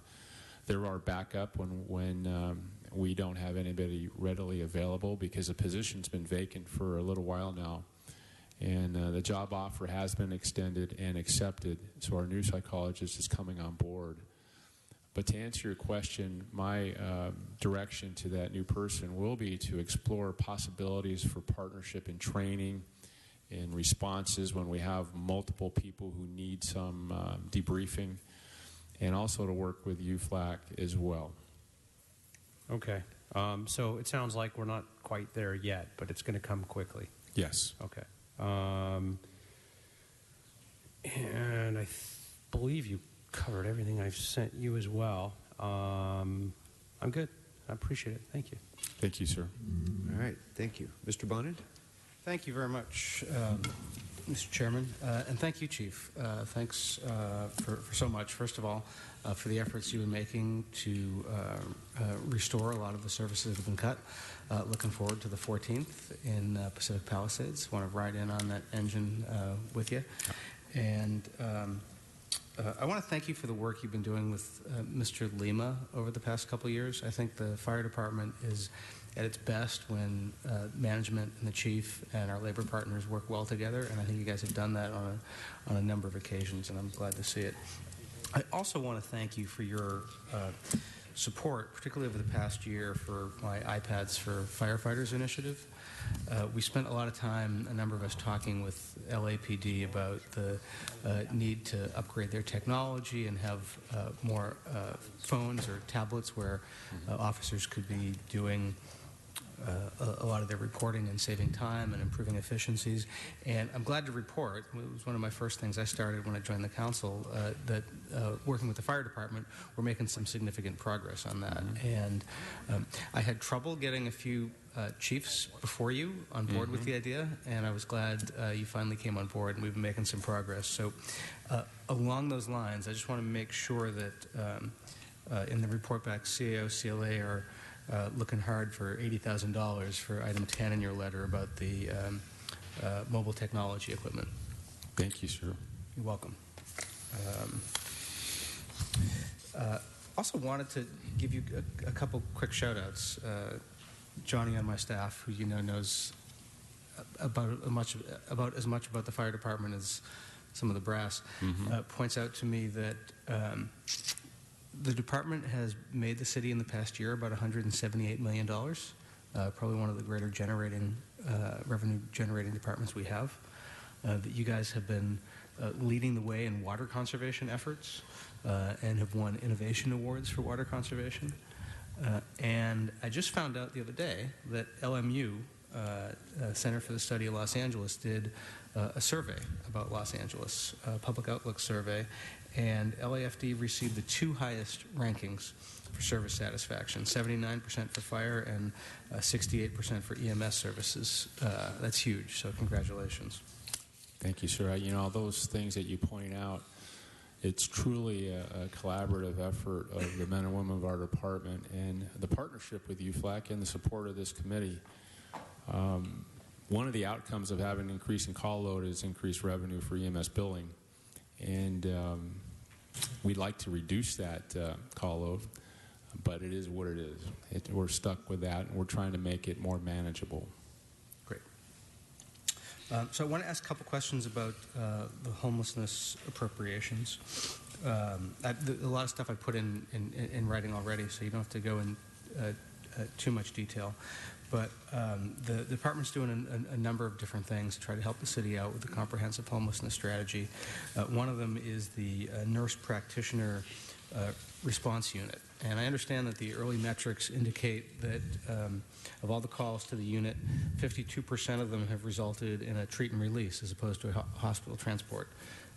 That's a pretty good metric, I guess. Yes, sir. It's actually slightly better since we submitted that report to your office. It's up to 55%, and we are doing some enhancements there. We're moving it north to Fire Station 15, just north of USC, to cover an additional battalion. And we're also getting our nurse practitioners certified to do mental health evaluation so they can transport to Exodus, the mental health clinic, thereby avoiding going to County USC, which can take a long time to get an available bed. So, and the third thing we're doing there, we're adding it to CAD dispatches. Right now, they listen to the radio similar to the fast response vehicle and jump calls. Or when a resource is on scene already, they'll ask for them. So we anticipate that 55% number is actually going to be better by January. That's great to hear. We have I think a fairly desperate need for something like that, Fire Station 63. I was out there one day, I think I've mentioned this to you, I was out there one day showing county mental health in the supervisor's office what the situation was in Venice. And when we were walking on 3rd Avenue, I found someone who was unconscious on the street, and I called 911. and 63 responded. And the supervisor's office and the county officials got a chance to talk to some of the personnel from 63. And depending on which of them they spoke to, the estimate was in between 60 and 80% of their calls were the high-volume frequent flyers who were constantly calling for service. And it's calls like this. So I'm eager to see us able to get it out to 63 at some point. You know, there's something that reminded me of another element we're bringing to the NPRU. We just reached agreement with Partners in Care. They provide social services casework, and they're going to dedicate one of their caseworkers to follow up on NPRU referrals, solely dedicated to that function. Because what I've learned and we've learned is that some of our frequent callers, they have other issues besides a medical complaint. Some of them are social service issues that the fire department is not prepared or equipped to address. So having this partnership with a social services agency, I believe, is going to lead to more success in dealing with that problem. Great. I'm curious, what's the status of the sober unit? I met with LASA about 2 weeks ago at the suggestion of Miguel Santana. We had a good discussion.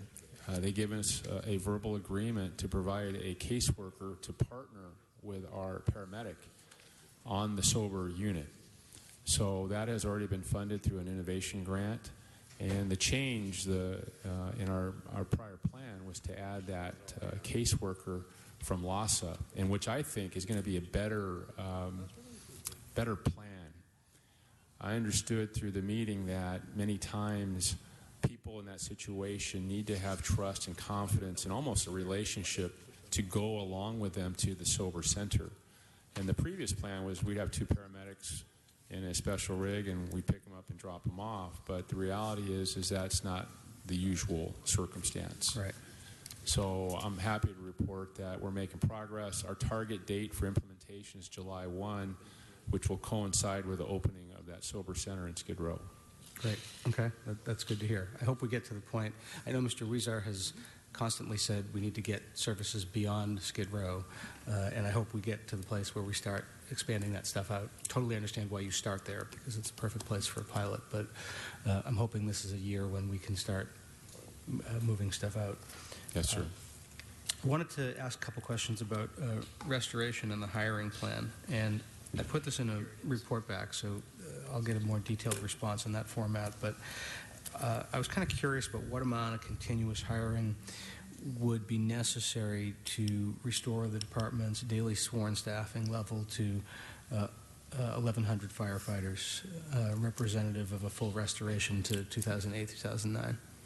We worked out that formula, and it comes to, at our current rate of hiring, to drill tower model, October of 2019. October of 2019. Okay. Thank you for that. Was also wondering if you could share with us what the 5-year drop exit forecast is looking like for sworn paramedic, certified personnel, and if you have any potential options, including workload relief to incentivize current firefighters to retain their paramedic licenses and non-paramedic certified firefighters to obtain one. Good question. Our projection for the next 5 years of paramedic retirements is we're going to average 12 per year. The things that we're working on in that area, we have several options and things are already in play. The first thing is we want to do is increase the number of our rotational fire stations. That's where a firefighter paramedic can rotate from an ambulance to an engine company and then back and forth. What that does for us eliminates the need to pay for FLASA, Fair Labor Standards Act, overtime. We have 75 of our stations are already rotational. We have 25 remaining that we have to do that. We believe that creating additional rotational stations will incentivize people to become paramedics and to put in for a transfer to those 25 stations. That's number one. Number two, we're working on a plan to have assessment companies use rated members who are paramedics as well. That would mean an engineer or a captain or an apparatus operator who is a paramedic. They could cause that fire company to be an assessment company. So further incentivizing them because they would get a bonus to maintain that paramedic certification. The third thing is we want to take advantage of our new hires. Each class has a group of firefighters who are already paramedics. The class that graduated last Thursday had 10 paramedics already, and that was our fourth class. So we're already tracking them, and as soon as they're off probation, we have a plan to put them into paramedic positions so we can take advantage of that capability. Those are the things that I believe will address the paramedic situation. Okay, thank you. One of the issues that we've talked about a lot has been the workload, the amount of overtime that our fire personnel are forced to take on. Whenever we talk about deferred spending on technology in this committee, we always sort of bemoan that we have sort of put off the investments we need to because it costs us more later. We lag in efficiency, we lag in responsiveness, we lag in the ability to get things done. When we do our sort of cost-benefit analysis on how we need to have firefighters using more overtime, how are we factoring in the impact on their health and their welfare? Additional medical costs, the fact that some of them get burned out and may seek different assignments or decide to retire early or have to take medical leave? That's a good question. My concern coming into this position almost 2 years now was the amount of mandatory overtime because people get burnt out. They work a lot. And the toughest time frame is going to be starting this month, May, June, and July of this year. We're losing 112 people to retirement, which averages out to 9 per week. Wow. That's why we came back to the Budget Committee for that 6th class. They're going to graduate in June. It's going to help us out tremendously. But the good news is that after July, for the rest of this calendar year, we're losing 7. So it really flattens out. We're going to catch up significantly with future classes. This group, along with LAPD, we call them the 2% group because they jumped in almost 5 years ago to avoid that 2% medical subsidy. So we're very aware of our staffing model, and it's going to get significantly better with the graduation of our September and November classes later this year. Then every class that we graduate from here on out, we're going to fill 40, 45 vacancies each time. So that's what we're doing in terms of how to directly address the root cause of the problem. We're monitoring work comp costs. That's actually trending down slightly. The code-assigned hire policy that we agreed to with UFLAC has been working and beneficial because now the people that work know which 2 days that they're on the hook to possibly be required to work. The prior system, you never knew. You get a phone call at home, hey, you're working tomorrow. That unpredictability causes a lot of additional stress. So the code-assigned hire policy was a big help in that area. So those are the things that we're dealing with and how we're managing it. When you said that at our current hiring rate, it would be 2019 before we get back to sort of 1,100, at what point in that hiring can we get out of this exhaustive, tiring, costly, forced overtime that's wearing out our firefighters? Our historical data shows that once we're below 200 vacancies, the mandatory hiring goes away. It becomes voluntary. As I speak today, we're at 270 vacancies. When we add back to the 2008-2009 level, we have to add back about 580 firefighters. So it's a math calculation. Once you get to that level, mandatory overtime goes away. I think we need to ration it out. We need to pace ourselves in terms of when do we restore resources and time it with the graduation of classes. Every time we bring back an engine, it's 12 positions because it's 4 positions times 3 platoons. Right. Thanks. I want to ask a couple questions specifically about a couple of the stations in CD11. We've had a big increase in calls over the past couple of years. Fire Station 51 at the airport has had almost a 30% increase in the last 3 years. Nearly 20% at Station 63 in Venice, and 25% at Playa Vista. I know that calls are going up all over the place. Some of them are really dramatic, though, particularly at LAX, and it tends to, if you look at parallel charts, it tracks the growth in how many million annual passengers we have at the airport. On a chart, they go up at exactly the same pace, and LAX is expected to continue to get more passengers, so we can expect that call volume to go up. I get concerned when I am in Westchester early in the morning and I see engine companies that I can tell from the numbers have been pulled in from South LA. I mean, they tend to be there a lot. And I know that when Venice is called somewhere else, then Palisades has to come down, and I'm concerned about that ripple impact. So one of the report backs I'd asked for was the average number of daily fire company and rescue ambulance cross-ends incident collisions occurring in 51 and 63 first-in districts for each of the previous 5 calendar years. I do have that data. The cross-in for Fire Station 51, and we didn't count. I have the data for 2016, but we're not done. So I'm looking at the last 3 full years of data of 2013, 14, and 15.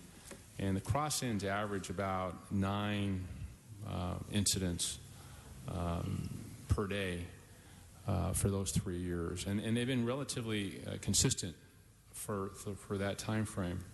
63s has gone up a little bit. In 2013, it was 5.16. In 2015, it's 6.96. And if we did it today, it'd probably be higher because of the homeless population. Right. So, we're looking at that. We track that.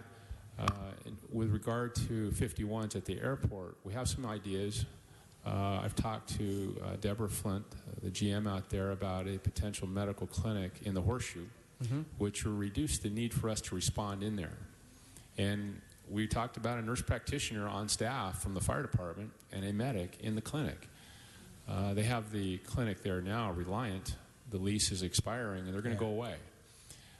Travelers do not want to be transported to the hospital because they'll miss their flight. So I think the model going forward should be a clinic at LAX. If it's a minor issue, whether it's a prescription or a minor medical ailment, they can be addressed there, and they'll still catch their flight. So we've already had that discussion. We want to move in that direction. The second thing that I think will be helpful to both 51s and 63s is something we learned at Skid Row, is that we can tailor the algorithm to send a different set of resources to those locations. We didn't know we could do that until we started digging into the Skid Row call load issue.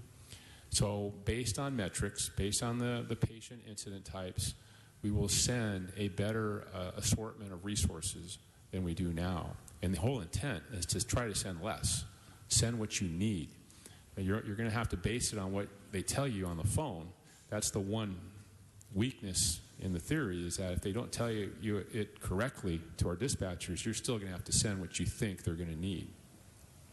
So thank you for that. And if there's any way I can be helpful and supportive, particularly on the clinic at LAX, let me know. I'm more than happy to jump in on that. My concern on this one is twofold. One, which we sort of addressed, which is the part about my district, which is the call volume. The second, though, is sort of the impact on other parts of the city, particularly South LA. What impact is it having on South LA, which has pretty heavy call volume itself, to constantly have engine companies and units being called in from there? The advantage of a large department is that our resources are used to address surges in different parts of the city. And it's worked, and it normally will work. The only concern I have is when we have a large-scale, city-wide type of incident, an earthquake. You can pick the scenario. Luckily, we haven't had that circumstance yet, but our system works because we can surge resources into affected parts of the city and stay ahead of the problem. The game changer recently has been the Affordable Care Act, we believe, has contributed to the 14% increase in our calls. Our historical rate of increase has been 1% to 2%. And to experience 14% in 2 years is unheard of. And the type of calls are the low acuity EMS calls. And our theory is that why doesn't ALS, advanced life support calls, change? Our theory is that if you're having a heart attack, you're going to call us either way, if you have insurance or not. But if you have insurance for a low-level call now, you're more likely to call us than you did before because now you have a means of paying for that bill. So the answer to your question is the advantage of a large department is to surge resources in affected parts of the city. I'm glad we have that ability. Ultimately, though, we want to move beyond having to have all the emergency move-ups almost every day at the airport, though, right? I agree. The answer to that is more resources. Right. Exactly. I'm with you. Yeah. Just a couple questions on fleet maintenance staffing, which I've brought up in years past. I had asked for a report back relative to the current fleet out of service rates and vehicle availability, current repair workload generated by the fleet, and the cost of funding all 13 unfunded fleet maintenance division resolution authorities contained in the budget. Yes, sir. The answer to the out-of-service rate, it's 10% for our rescue ambulances and 12% for our engines and 12% for our trucks. We have 13 unfilled mechanic positions, and the cost to fill them is $1 million, 2,047. That's the exact amount. We're filling that need right now through overtime with the existing mechanics that we have. But we have that continual problem where other departments take away our mechanics because they get paid a higher salary at other departments. So we're stuck in that situation. Many of them come back, and that's good news. They like working for the fire department. I'm glad to have them. Thank you. I had a couple more questions on fleet maintenance, but since there's going to be report backs on them, in the interest of time, I'll wait for the written reports on that. Thank you, sir. Thank you very much. Thank you, Mr. Chairman. Thank you. Mr. Bloomfield? Thank you. Well, most of my questions have been asked, and I have a number of questions that are already in the budget report pack, so I'll leave those for the budget report packs. I did want to, though, even though I had a budget report back on Fire Station 9 and 73, I wanted to tease that out a little bit more. I think it's critically important that we fund those as a top priority. You mentioned trying to get the money in the UB account pending the SAFER grants, but why shouldn't we move forward on trying to get those funded right away, and then if we get the SAFER grants, then we can apply, that money to something else? Yeah, we're open to that option, sir. Yeah, we have no opposition from us. We would make it happen.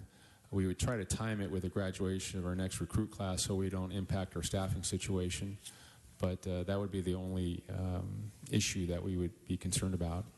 Because I guess if it's important enough to put in the UB, it's important enough to get it going, and then hopefully we get those SAFER grants, and then we have the additional funding. But I certainly don't want to make that contingent on it. Yes, sir. You mentioned Prop F being swept. Could you elaborate on that in terms of what were the projects that we may be missing out on, or what's left in Prop F at this point? Yeah, I'll let Mr. Santana talk about the balance of Prop F, but we did have about $13 million of projects that we were planning on using Prop F funds.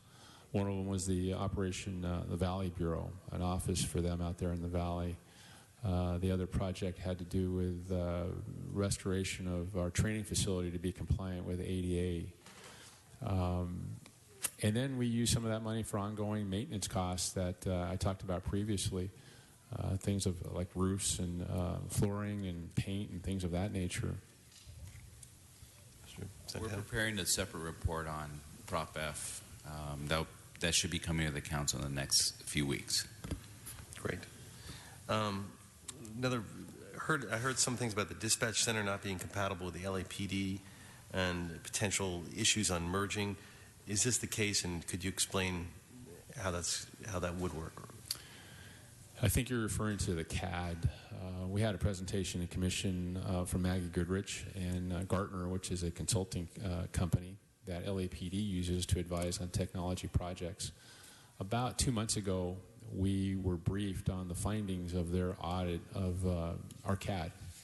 And we were pleasantly surprised to find out that they're recommending that we enhance our existing CAD and do not go out to buy a new one or try to use the PD CAD. So they believe, and I've heard the report and I agree, that the cheapest, fastest, and least amount of risk is to enhance our existing CAD. So that's part of the reason to ask for the $2 million for CAD enhancements. Okay. Well, thank you, and appreciate the work you're doing, and I look forward to the report backs that we have written. Thank you, sir. Thank you. Thank you. Mr. Krebs. Thank you, Mr. Chair. And I would echo our generally high opinion of the work that you've done since you've come on board here in this position. Thank you, and sir. Particularly, I appreciate the fact that I think we have a more collaborative relationship with UFLAC and yourself. I think that's important as well. Just a couple of questions left since a lot of them have been asked. One on my district in specific. I know a lot of stations have been cut throughout the city.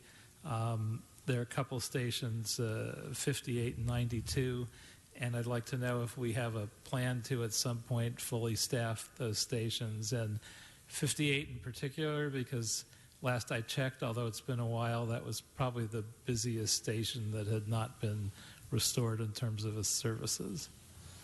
Yes, sir. Good question. The engine, I'll start with the engine first. Engine 92. 92 is on Pico in West LA.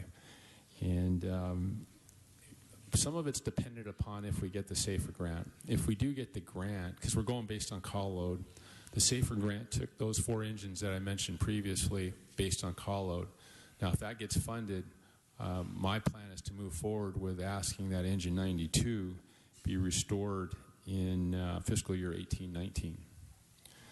Now, with reference to the Light Force 58, they are busy. The plan there is to await the standards of cover report, and we're working with UFLAC right now to move forward on that project. The standards of cover report will tell us or recommend to us where we should place fire companies and ambulances. The cost differential between truck 58 and an engine 92 is significant. A truck comes with a truck as well as an accompanying pump and is staffed by 6 firefighters. An engine is just an engine by itself and 4 firefighters. So I want to see what the recommendation is before we start bringing back trucks. I've stated that to UFLAC, and we want them both move forward to get that report going. So in the case of 58, it could be a larger truck, it could be a smaller engine company, but it would be one or the other, presumably. Yes, based on the findings of the report, and we're not compelled to do exactly what they say, but I'd like to see a third-party consultant perspective on where trucks should be placed before we make that commitment. Okay, and on restoring new classes of firefighters, we have an ask from LAFD of 4 classes for this year. We have an ability reflected in personnel's report to do 5 classes. So I don't know if that only means that they have the ability, but we don't have the ability to actually place a 5th class at the facility, or do we just not have a budgetary ability to ask for that 5th class? You know, what's our capability? Because I'm not sure anybody really wants to wait till 2018 or 19 to be fully staffed up. So if we were able to add an extra class, I think we'd at least want to look at that if we have the capability. Yes, sir. A couple of concerns there. The limiting factor, there's a couple things. Number one is the positions that our probationary members would occupy on the fire companies. We have a policy of no more than one per company. So if we accelerate the hiring, we may have circumstances where we have two. And occasionally we encounter that situation now over weekends. So we have to detail people all around the battalion usually to separate two probationary firefighters working on the same company for safety reasons. The other issue is that the hiring process with the background investigation and the psychological exam, there's a backlog of several hundred. So it would be very difficult to squeeze out another company or another class with an existing backlog, as well as that limitation on where they would sit on fire companies. So for those reasons, we recommend we stay on pace with our current hiring plan. And although it's 4 classes next year, 2 classes are starting this fiscal year, will finish into next fiscal year. So this past year, this current year, was an anomaly because of the spike in retirements. So we had to be creative to get in that 6th class. So we cut the class, made it a little bit shorter in duration, and we are starting to put them on rescue ambulances, which we never did until the 3rd fire station in the rotation. We did it for this class to get bodies out into the fire station and to respect that one probationary firefighter rule per fire company. So if we actually had a 5th class, it would be difficult, one, to hire them because we're too backlogged, and to place them even if we were able to hire them. Yes, sir. We're kind of caught in that situation for now, but in time, that issue will go away. Are we expecting to make progress on the backlog this year? The backgrounds, I detailed 4 captains and a battalion chief last month to help out the personnel department get through the background delay. At one point, we're up to 700 candidates who were stuck in backgrounds. So it helps us in one regard, the pace, because it's difficult to staff classes. We're having a class start May 16th, and our next class is in June. We're already May 3rd, and that class is a month away, and we're about halfway full. So we're not reducing our standards. We're holding our standards. We're just waiting for the right candidates to come through. And we're seeing an accelerated pace because of our detailed captains who helped out personnel. So I'm optimistic that we're going to meet our class capacity in June. So we were at 700 at one point. Where are we now, and where do we think we'll be at the end of the fiscal year? I don't have an exact number, but the firefighters and the captains that were detailed tell me that they made a significant impact. And I can get back to you with what we're at when I find out, but it is lower, significantly lower than 700 now. Yeah, if you could also report back on that, plus where you expect to be on the backlog at the end of the coming fiscal year that we're budgeting. Yes, sir. That would be great. And I know there was a request to increase defibrillator replacements. Could you speak to what that would accomplish if we did that? I'm happy to report that we're going to fund that out of this year's budget, so we're going to retract that request. Just so you know, though, what would that accomplish, just for the record? The cycle was to replace 21 of the defibrillators, and we were asking to increase that to 26. So that would allow us to replace 5 more of the defibrillators. Right. What's the purpose of doing that, though? That's what I'm trying to get at. Well, they wear out. They get a lot of usage. We use that on every EMS call to take their blood pressure, their pulse. It's a small computer, and they wear out over time. So this would actually keep us closer to the reality of keeping up with the need to replace them. Yes, sir. It makes sure that our inventory of these tools would not fail us, that we would always have sufficient numbers as well as some in reserve if some of them break. And one last question. I know a certain amount of our staff time goes to accompanying and then staying with individuals that are taken to the hospital. Have we found any way to reduce the amount of time that firefighters actually spend in hospitals waiting with the patients? We have several ideas on that, and one of them has to do with a budget request. It's our ambulance resource controller request. That's the 3 dispatchers. During peak times, they will be closely monitoring the status of our ambulances in all the hospitals. And when they see a backlog of ambulances, they'll deploy an EMS captain and start making phone calls, because all our apparatus have cell phones, to get them out of the hospital sooner. That's number one. On their downtime, they'll be assisting with call taking. The second thing that we want to do in that area is to I'm trying to think about our list of items. That's the primary thing, and I can't recall our other measures on that issue at this time. So if there are a number of ambulances at one location, is there any way to dispatch someone who is not a trained firefighter but can keep an eye on the patients and replace them? Yeah, our standard practice, thank you for reminding me, is to dispatch an EMS captain, and then they have the prerogative to have one ambulance stay and monitor. They may have as many as, I've heard of, as high as 15 ambulances in an emergency room. So these are low-level types of patients. So we can have a one paramedic crew monitor several, and we'll release the others. The third thing... So we're doing that already? Yeah, we've been doing that for years. But another thing that we've done, we haven't deployed it yet, but we have the equipment to do it, is to bring in stretchers and to relieve the patient off of the gurney and to place them on a stretcher, and we would put that ambulance and gurney back in service. We haven't deployed that yet. We did purchase some stretchers as well as vehicles that they can be transported in. So we are aware of the issue, and we're actively working on solutions. And it seems like you're ready to do it. What would hold you back from deploying that? Well, the issue is the data. It's not as clean as we had thought. The initial EPCR data showed that there was a lot of time waiting in the emergency room. And then when we drilled down on that, we found that they were maintaining hospital status, our paramedics, until they returned back to their first-in district. So the reality was they were not always in the emergency room. AVL will solve that because we'll know when they're rolling.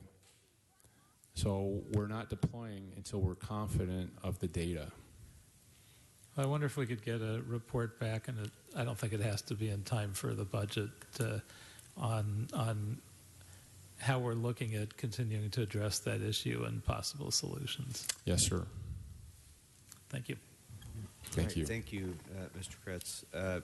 Chief, I think we've exhausted almost everything, but I just wanted to follow up on some of your comments about the increase in call load and how that applies to revenue generation. So there's been an increase in call load. We have an Affordable Care Act now, which I hope means that there might be a higher reimbursement rate. And yet your budget includes an assumption of the same revenue levels as last year. So is that reasonable? I mean, what's the reason for that? If there's an increase in call load on the revenues, obviously it has an impact on the cost side, but on the revenue side, ought that not lead to additional revenues if there's presumably going to be a higher level of reimbursement? I'm not. We'll have to get back to you about the reimbursement rate. We did independent research when we saw the change in our call load, and we used some graduate students from USC to write up a report, and then I checked in with our medical director and also with the CEO of Cedars, because all the emergency rooms were at capacity as well. They had seen a similar spike. We went to the California Covered website, where you get your insurance through the Affordable Care Act, and there's data there that shows that over 500,000 more people have insurance now since subsequent to the Affordable Care Act than they did before. Reading all the information off of that website, they have pretty much maximized the people that would be getting insurance. Now it's going to be very difficult to continue to add on additional people. They're still going to try. So I say that to tell you that I don't see a significant increase in what our current revenue levels are. That would be predicated probably more on the recovery rate in terms of the reimbursement. But I do have an idea. We want to get somebody within the fire department who can match up people who are not covered and get them insurance, because technically everybody should be able to get insurance now. We haven't done that yet. We're still doing some research on that. Right. And great. I'm glad we're moving in those directions. But I guess my point is, maybe I shouldn't have said reimbursement rate. What I meant was the percentage of your patients who are insured has gone up. And so therefore the percentage of your patients from whom we should be receiving a reimbursement should be going up.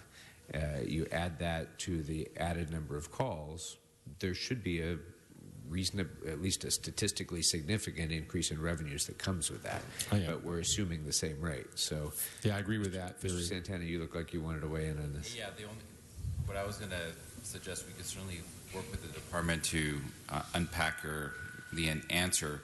I mean, part of it could be the revised revenue assumptions already reflect an increase in revenue that the department is experiencing this year versus budget to budget. So we'll sit down with the department and try to create a better explanation as to how the fact that more people are insured is generate potentially more revenue for the department.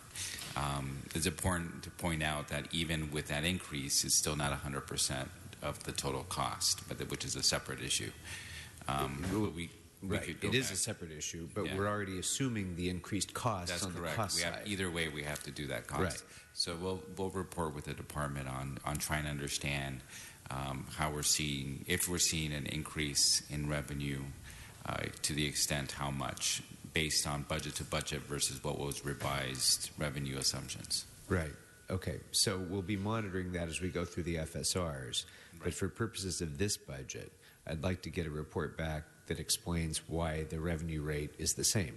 Because if on reflecting upon this a little bit further, we can make a higher revenue assumption, it gives us an opportunity to fund some of the other priorities that the department has right now. So let's go ahead and have that back as a budget report, please. And related to this is a much smaller issue, but I don't find a separate line item relating to prescription drug costs and medical supply costs. And I guess the first question that I would have is, does the department get reimbursed for those costs from insurers in the same way a hospital does, or at all? I guess I should just leave it at, is it just the transport that we're getting reimbursed for, or is the use of medical supplies and drugs en route also reimbursed? Yeah, I'd have to confirm it, but I think that's included in the transport base for billing. Okay. And we looked into that issue as well. Department of Health Services, that's who we buy the meds from, and we buy generic drugs. And last calendar year, we spent $150,000. $140,000 was administrative overhead. So one of our plans is to move forward with an innovation grant proposal to use our medical director's license to be our own supplier. We would have to hire a pharmacist as well, but that would the savings would more than pay for that salary. And we're looking into that. We're developing a report on that. Great. Terrific. And then finally, we had, first of all, there's a pending motion by Councilmember Fuentes dealing with the stations in the Northeast Valley. That's an area that I used to represent as well, and I recall the issues very well. The needs of that area are not necessarily adequately defined just by call load because of their isolation and the inability for backup, if you will. So I would like to also have, I know that the department is working on the response to Mr. Fuentes' motion regarding Fire Station 74 and Fire Station 75 and a plan and budget for the reconstruction of 91s and an additional fire station in Sylmar with the truck and ladder company and so on. For purposes of our budget, I'd like to get just the budgetary impact of those changes as well, so that we can assess whether or not we can provide some relief to the people in the Northeast Valley this year as well. All right, members, anything else for the fire department? Mr. Englander, you're good? Chief, thank you very much. Thank you for being here with us today and your time, and especially, as all of my colleagues have said, for your exceptional leadership. You're really turning this department around, and we're proud to be your partner in that effort. Thank you very much, sir. Appreciate it. My pleasure. Thank you. Okay, so members, we need to take a brief break because we're about to get a revised report list. And so I'd like to have you all have the opportunity to see that and approve it before we quit for the evening. While I'm doing that, and before we take our brief recess, I would just like to take a moment to hector the general managers a little bit more and let them know that as of now, I think I have 18 reports back. 19 now? We're up to 19 reports back out of well over 100 requests. And so let me say again in clear and unequivocal terms that we must have your reports back. We must have your reports back. There are no excuses. We must have your reports back. And if that means working into the evening, that's what it means. But we have to have these reports back because of the time frame we're on. We must have them back by tomorrow. And so I have to ask my general managers again, please pick up the pace. It's 5 minutes to 5 right now. We have 24 hours to finish these reports, and we have 18 out of 120 plus so far. So please, this committee can't function without these reports, and you don't want to be the last ones who bring them in and have us waiting for you to be the last ones to finish your reports, I'm sure. So again, with respect, I request, I plea for our reports back.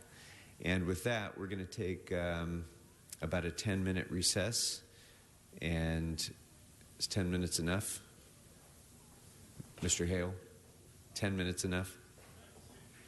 All right, we'll take a 15-minute recess. And hopefully by that time we'll have an updated report list for you. With that, for the moment, we're in recess. All right, thank you for your patience, members. We're back in session now, and you now have before you a revised list of committee questions, time-stamped 50359 today. So are there any recommended changes to this list, members? Mr. Bloomfield? Yeah, a couple of minor things. On page 2 of 3, the number 627, adding in the last line it says 250 civilians now in police department as recommended by the coalition of city unions. I want to add in, and the costs and benefits of these different positions. We talked about that. Okay. Also wanted to add in that section one that was not picked up, which was a special study to report back on the costs and benefits of putting a substation at the village of Topanga. Okay. And then actually going backwards to page 1 on the number 683, it says report back on resources required to fully fund Fire Station 9 and 73 in order to not to depend on safer grants. And report on options to fund as soon as possible and redirect monies contingent on the safer grants. Just a slight nuances that we want to look at funding it, and then there was this issue of the grants coming in later. So look at what the options might be to not be dependent on those grants, but to figure out what to do when we do get the grants in. Okay, clear. That's it.